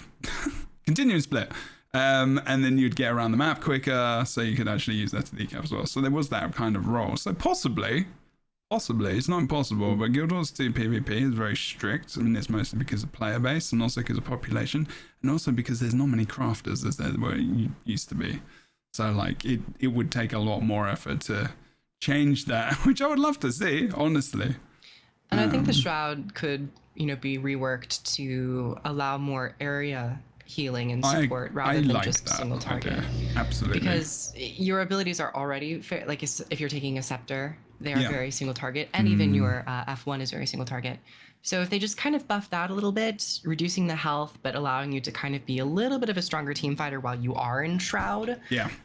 that could be interesting. And Kind of like taking a- Druid but thief. But like when you said before, Karif, about taking away the port on Wells, like if you did that, then you can buff Wells a little bit, and then it would be that team fighter more. I think in a way that, because they are nerfing the health. In a way, if you got rid of you are shadow stepping, that could be a buff as well, because you don't have to put yourself in a vulnerable position anymore. So it comes down to how you use it. True. That would So, actually, and they are buffing Well of Bounty to be more consistent and less about randomization. So there are, Spectre is just a little, it's in a little bit of a mixed area, kind of. Yeah. It's difficult because they tried to do something really brand new, because I think we were massively excited about Spectre. They tried to do something really new and different with it, and I was excited for this. I tried it in healing support, like borrowed your build as well that you had, and I came up with my own. And I was talking to Carl a lot, who was made this build specifically as one of his favorite ones, I believe. And I was talking to him about it. He was really excited. I was like really excited as well. But in essence, like, I'm not sure if it's working specifically where it's working. Definitely, it's in the meta, you know, for a reason, because it's very good. But its survivability is transferred to a very bunkery kind of, you know, can sustain things very well, which is not the thief identity. That's funny, isn't it? We're talking about identity again. Can I say something? Yeah. There's some trait changes. So they changed 2 300-second skills. Right, what are you talking about? Where are For you? Thief, just above the Spectre. Thief, hard to catch instant reflexes. They were 2 different skills with 300-second cooldowns in PvP Warrior World. Reworked. Now grants endurance while shadow stepping. That's going to be pretty good for daredevils. Very. And even instant reflexes. Instant reflexes as well. Evasion, but that's for everything. Evasion after using elite skill. Oh, okay, cool. Yeah. Again, more active, like more like thinking about it rather than just But that hard to catch is definitely going to be an interesting skill to play around, trait to play around with. People pump out their elites more as well, which is also earlier, which is good. I think it forces elite use a lot more. I don't know. The trait changes don't feel as actually with Warrior. Never mind. I think by and large, a lot of these elite triggering traits don't feel so powerful where you're going to be spamming them off cooldown, because the elite skill itself, you want it to have value and kind of be used. It depends smartly. if you're gonna die. With the Warrior, that one's gonna be yeah, but like if you're gonna be tasty. If you're gonna die as well, and if you get if you think about some specific abilities, it's gonna be very strong. I think it'll be. Yeah, I don't know. Should we move on, or is there more on this? Oh yeah, Warrior is the last big one. Yeah, okay, that's gonna be beefy. And the last one in general. Okay, yeah, let's do that. We don't have to go hard, but it is pretty good. Maybe I should put the video on for this as well. Berserker Elite specialization. Berserker is the specialization that was heavily impacted in competitive modes by the introduction of its trade-offs, and it was one of the primary targets for improvements in this update. Yes, it was. In addition to removing those trade-offs, we've added adrenaline back to many of the Berserker's rage skills to make Berserk access more reliable. The defense straight line has also received some significant updates, tuning up some weak traits and improving some of the Berserker's key synergies with Adrenal Health and Cleansing Ire. We've also included a handful of improvements for power and support Spellbreaker builds in PvP, both of which have been underperforming. I'm scared about that. So there are a lot of changes here. We've got little buff to Warhorn. Yep. PvP only. Buff to Mace Offhand. Okay. And Hammer. They put the damage reducing back on the it. CC. Also. On Earthshaker. They put the damage back on Earthshaker. Oh no, sorry, those are the that's the Hammer burst skill. Yeah. And Skullcrack is the Mace burst skill. Put the damage back on those because yes, that was another one of the things that people were complaining about, that a burst skill dealt no damage. True. Whirling Axe, they reduced the damage on that. I didn't know people were using Whirling Axe that much. In World vs. World, I guess. It's strong. Just a little shave, probably. I've always loved it. I've always loved Whirling Yeah. Axe, but I've always been told it's not good. But I guess it's been good in World versus Not good World. in PvE, right? But it's good I think in they're PvP. also maybe anticipating the Berserker buffs as well. So they're just trying to Yeah, fair enough. curve, Bring it down curve a little bit, yeah. Which is something they didn't do a lot of in the past. Yeah. Increase the endurance gain from to the limit. Reduce the ammunition count of Shake It Off to 1 in PvP and World vs. World from 2. But they reduced the recharge to 30 seconds. They've just cut it in half. They've actually reduced it by half. They reduced it by they've, more they've than buffed half, it. yeah. They've actually buffed it.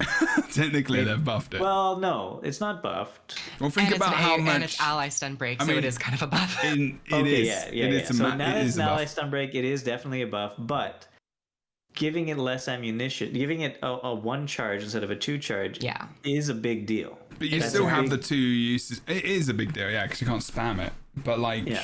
I'm not a massive fan of charges for a lot of classes. I didn't really think that was something that was necessary. I think cooldown shaves would have been better because it means you don't just. I feel like some people just spam stuff sometimes. I think. I do have a think question, it would have though. been good for. They still say reduced ammunition count from 2 to 1 rather than it's no longer an ammunition skill. Does that mean that Blade Sworn ammunition recharging thing will still give it back its use? No. And also, they changed tactical. Oh reload. no! What do you mean they changed? Oh, we gotta go to that. Hey, what was that? one? It just now works on only Bladesworn skills. Oh, Yeah, that makes more shit. sense. That makes sense. Yeah. Does that make sense though? Yeah. Yeah, because I'd say otherwise, yeah. if they do that with the 2 skill, like, yeah. Because I think it's okay with having it more of a identity thing. Fine, but doesn't it just kind of like bust a build entirely? Like I mean, build... there's many things that bust builds in this preview. Okay. I don't think we need Balance to worry about always busts builds. Every that. I've single got balance. so many But new it builds. busts like today. the build that was being used, and then Yeah, that's good. some of the balance is That's- dedicated to trying to that's bring what balance patches another should one do. specific build back into use. Well, balance patches More should bring DPS. changes. They should bring meta changes, especially when it's if it's PvP and World v World focused, like, or specifically in this case, in a PvP game, it should change metas. It should change them every single time, in my opinion. Not across the board. If you change one support class, then if you think about Scrapper's going to be changed. That's going to change a lot of things in World v World, or it should do. Like, I would expect it to.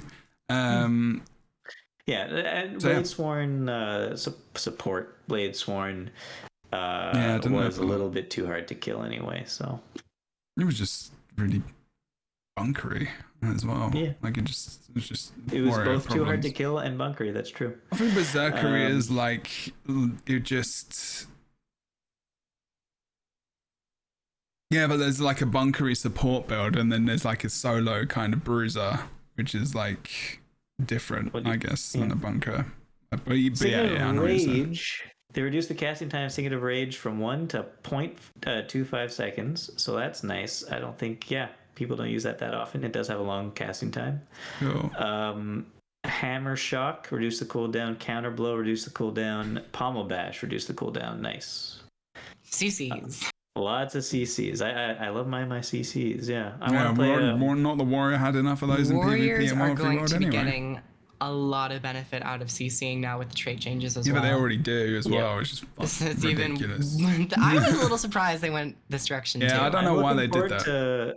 I'm looking forward to bringing back out my Runes of the Aristocracy Warrior build. Just full bruiser warrior. Yeah. Oh, Just interrupt central.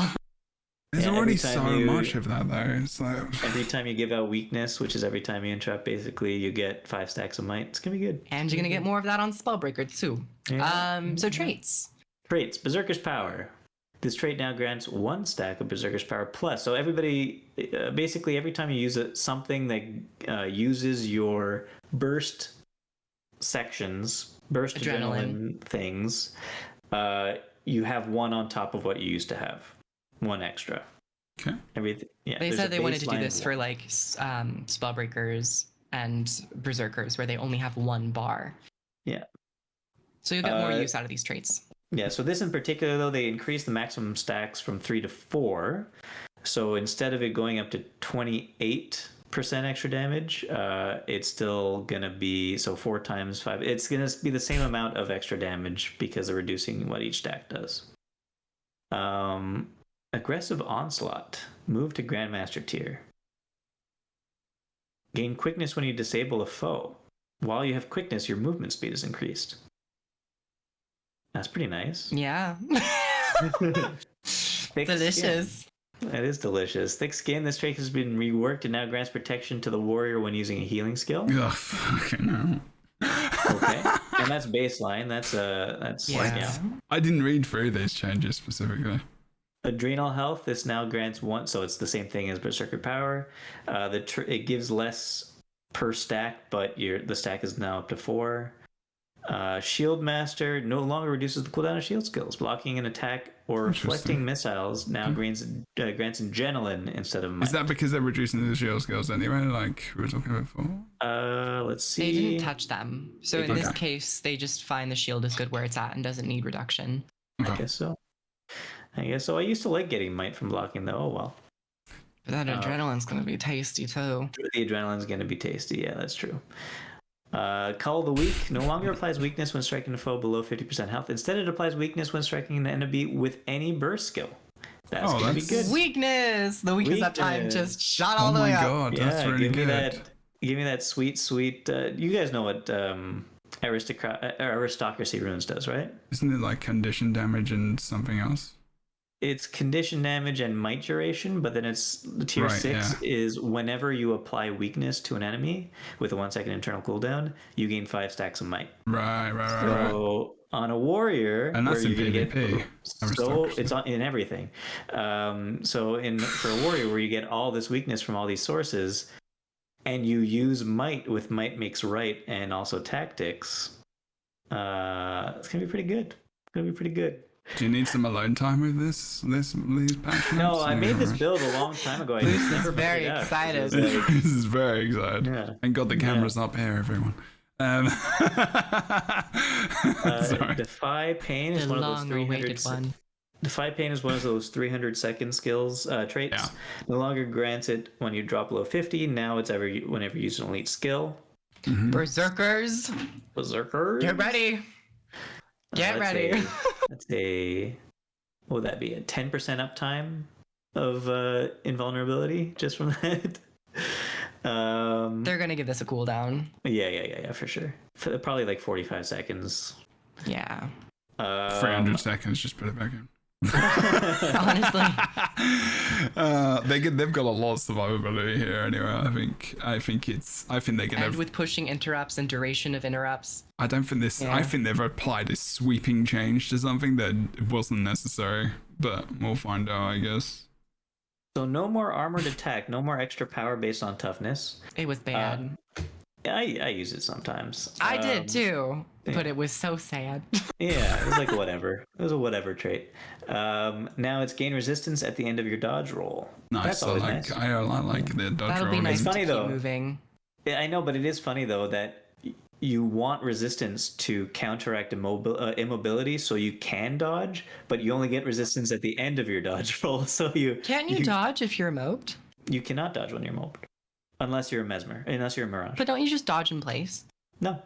No. You just stay still. You can't dodge when you're mobed.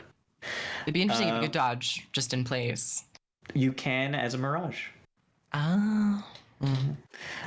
Sundering Mace. This trait has been removed and replaced with Merciless Hammer. Merciless Hammer is this trait now increases damage from mace skills when striking a disabled foe.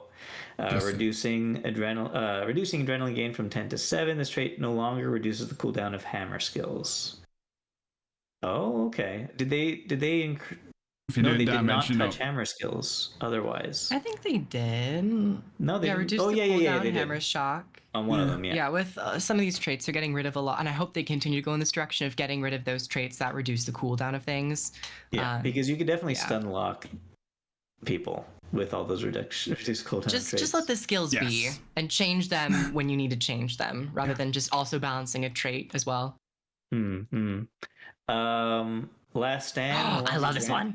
no longer grants lesser balance stance when Because it's disabled. barrier, isn't it? That's why you like it. Now It's more control. barrier in addition to vigor when using a stance skill. It's now so much more applicable.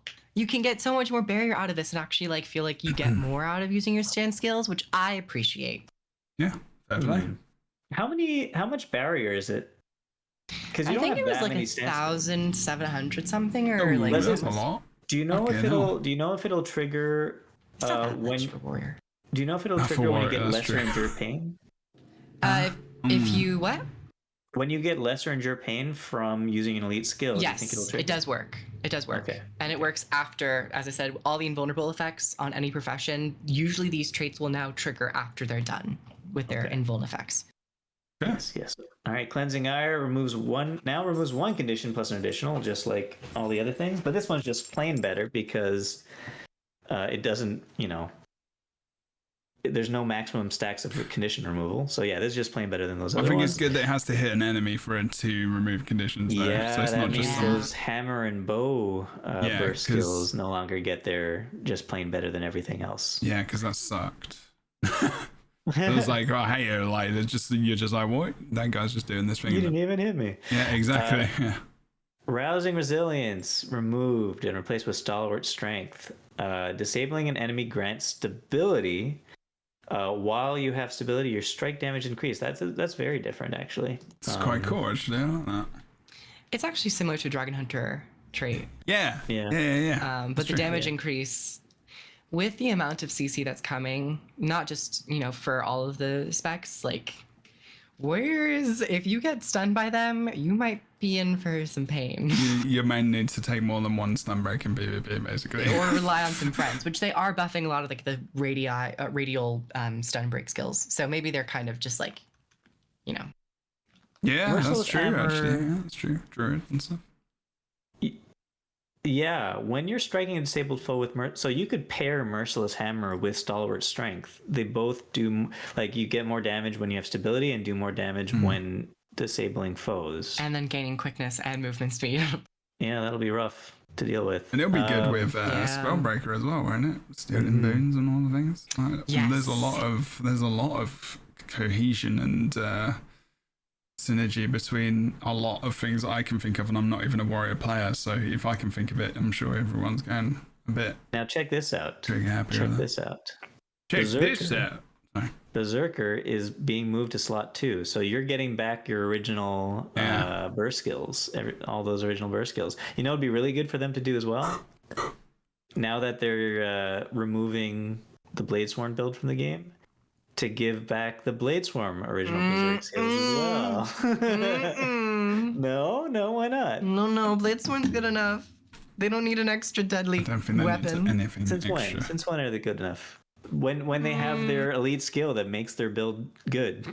That's it. Anyway, continue with Berserker. You're Okay, doing good. I'm Berserker. proud of Yeah, you. so you get your burst skills back. Core burst skills are now accessible in slot 1 of the profession mechanic bar for Berserker specialization.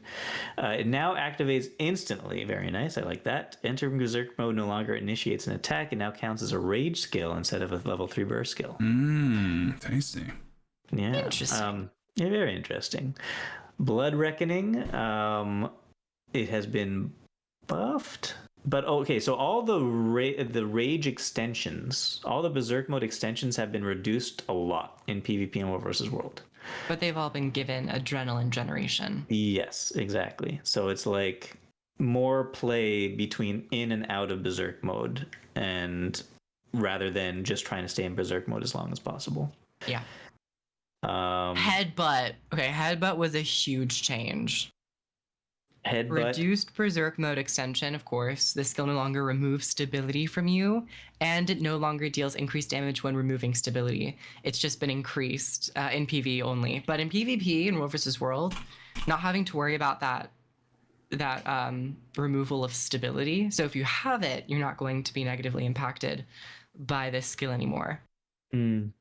It'll be nice. It'll be nice. It'll be nice.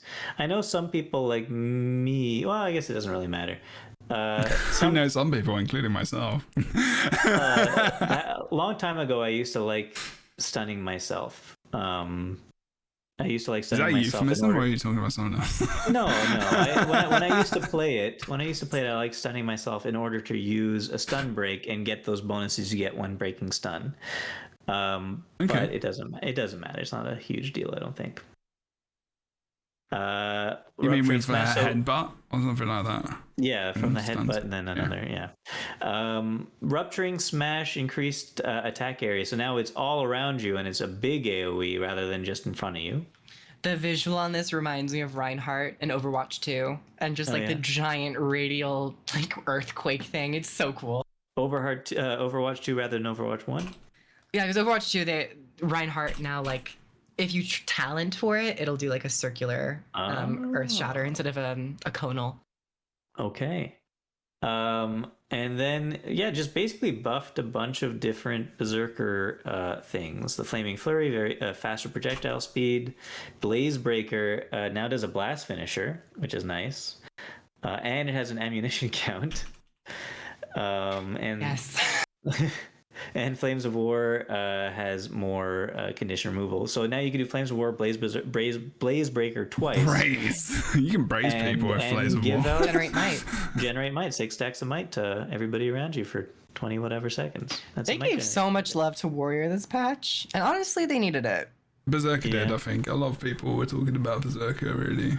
I know a lot of people who are just like, Berserker just felt like not really alive and well at all. You know what's cool though? Cool. Dead or these alive. Talents. These talents are good. Yeah. Or these traits. Sorry. The Fatal Frenzy we already talked about. You no longer reduce toughness. There's no longer a trade-off. But now, Dead or Alive, which used to be you when you're about to die, if you're in Berserk mode, you gain health and whatever.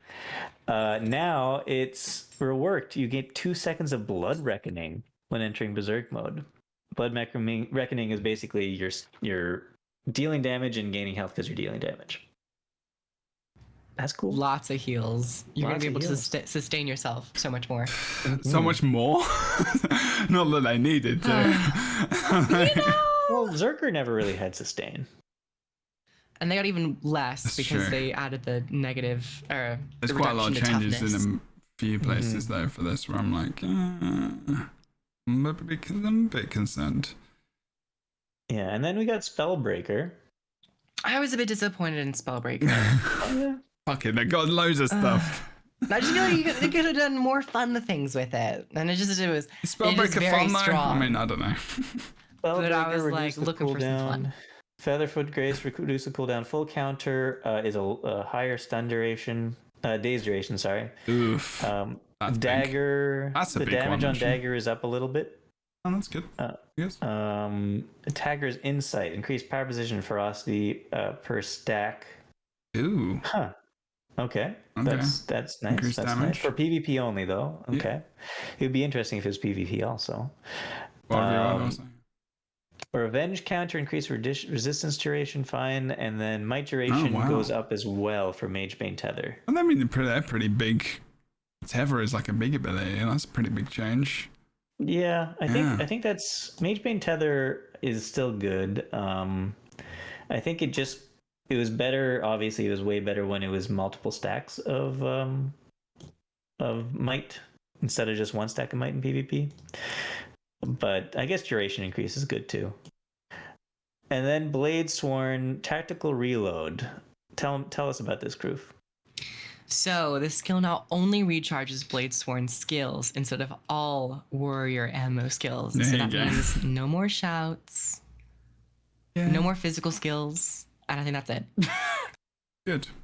And probably like axe abilities, like you have some ammo on some of the other, weapons and whatnot. But I think this makes sense. And it'll still feel fine, especially when you're playing Blade Sworn. You get access to your gun saber, and you're still getting that increased charge generation. So it'll still be worthwhile. It just won't be as powerful, affecting every single ability. Yeah. Fine. I appreciate it. And Dragon Scale Defense.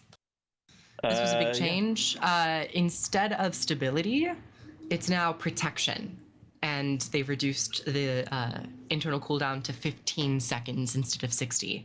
So you're not going to be guaranteed, a free block of a crowd control effect, you now just get your protection. Might have to plan out a little bit more. Yeah. Okay. And then Dragon Trigger fixed a bug. Yeah, the other things are bugs. That's it. Ta-da! Bye. This is a long balance patch. It is actually not as long as it will be. The one they put out, like there'll be more. There'll be more for the next one. There's even more. I hope so. There's a lot of people that are sad about certain things coming back, and I read some notes. There's someone talking about Guardian while you were playing PvP, and I'm like, there's Guardians all over the place. People play Dragon Hunter all the time. Yeah. People still play Willbender all the time. People are like, why would you play Willbender now? Willbender's trash. I'm like, is it? I heard they're still pretty fine. It's not trash at all. Yeah, but DH is even just to feel like it really depends on what mode. And you're talking about like automated tournaments and like competitive. It's just like, what? I don't know. There's loads of stuff, and people knew it wasn't everything, and they're still saying that, you know. Anyway, I think generally, top 3 Scrapper. Well, Druid, That's not Warrior, good. Scrapper. 3 biggest changes coming. Oh, biggest. Okay, I was gonna say top. I was like, not my favorite. Yeah, Zerker. Big thing in there. Some of those Mesmer changes were kind of interesting. Just the distortions, I mean. Big Druid. Yeah, Druid changes are pretty big. Scrapper and the Berserker, pretty big highlights. But there's just independent stuff, which is pretty cool in there as well. Exciting times. Hopefully, I'm looking forward to knowing what's going to happen in the next one after that. I would just like a complete engineering overhaul of most of their utilities, and we'll be fine. And that's coming in November, which is going to be very coming up pretty soon. Not the engineer thing, the next patch, everyone, by the way. Everyone. Yeah. Couldn't hear you because my earphones came out. We just called you many names. It's fine. That was long. My energy is drained. I need food. People. It looks like I have to feed my dog, is what's going on right now. Well, it looks like I have to feed my dog too. My dog in my stomach. My dog is my stomach, yeah. I was going to say. Oh, that's a pretty good one. Meow. Meow. I'll feed you. Calm down. Meow. That's a cat. That's a dog. I wish I have a dog that makes cat noises. It got heated in the middle there with the Scrapper, I think, between the 3 of us. That's I think not it was heated, that's discussion. The vinegar I was drinking. That's discussion. We're not like screaming at each other. We will see who comes out on top once we get our hands on these changes. Well, I don't know what you mean by on top. My takeaway was that it's probably going to be good for the class, but it removes some of its identity. Oh, I think so. I think the identity is bigger than that, but we shall see. Okay. All right. We'll just have a podcast, or we'll come back and we'll be like, you know, and we'll gauge the feelings. Okay. Was that a Teletubby? I don't know. No. Did you just turn the light on with that? Oh my god. I apparently did just turn the light on by accidentally throwing it. Oh my. That was totally on purpose. I think we're going to end it there, peeps. Thank you very much for watching. How Legends. Is there anything else you want to round it out with, peeps? Anything else you wanted to say or comment about? No. No, the dogs keen. They're involved. Everyone, we're fairly happy about this, aren't we? There's a lot. Yeah, I'd say 90%. Very happy. So also 90% looks great on my side. A much better, community reaction, I would say, than some of the others. So, nice to see an incline. Yeah. It's going up. Definitely better than the last time, that's for sure. Okay. There will be a show next week. I'm not sure about the week after. It will be very chill though, because I have. But I am not here next week, as we all know. Okay. We all mourn. All the viewers know now as well, so that's more important. So that you know not to tune in next time. I know it's been a very different show. I know there's we normally talk very general about things. This has been a very balanced, focused stream. I understand this is not everyone's jam. So if you couldn't get through the whole thing, it's okay. But I would appreciate you liking, subscribing, and doing all the things if you can, if you're on YouTube, and chucking a follow on Spotify or whatever else.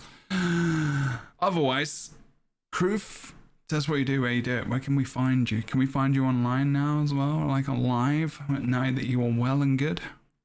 Y'all can find me at the intersection of Hollywood Boulevard and Santa Monica. I'll be on the corner next to McDonald's. And if you want to buy me like a Big Is that Mac, or McDonald's? chill. Where the Spider-Man is? Yeah, we're really good friends. Okay. Sometimes he buys me Subway, but I'm not a huge fan of Subway. It's okay. Didn't someone thank buy you you so much like for having Taco me. Bell or Chipotle the other day? Oh, they did. The lovely Chipotle worker. She was queen. I love her so much. I need to go back there and like give her flowers or something. Anyways, Aw, thank you you so much should. for having me. I really appreciate it. I do some YouTube videos over on my YouTube, which you can find at Croof. I have like 3 videos coming up because I was, a little sick, so I had time to write. And I'm also getting back into streaming. I have a big stream schedule next week. Maybe some sponsorships and fun times. So come by and watch and download certain games. I don't know if I can say, so I'm not going to say it yet. But thank you for having me. I appreciate it. Watch and download certain games. Download certain games. Anything coming out? Let's try to work this out. I don't know. I forgot if I signed what I signed my NDA for. But Are you playing Temtem? No, but I might be playing Raid Shadow Legends.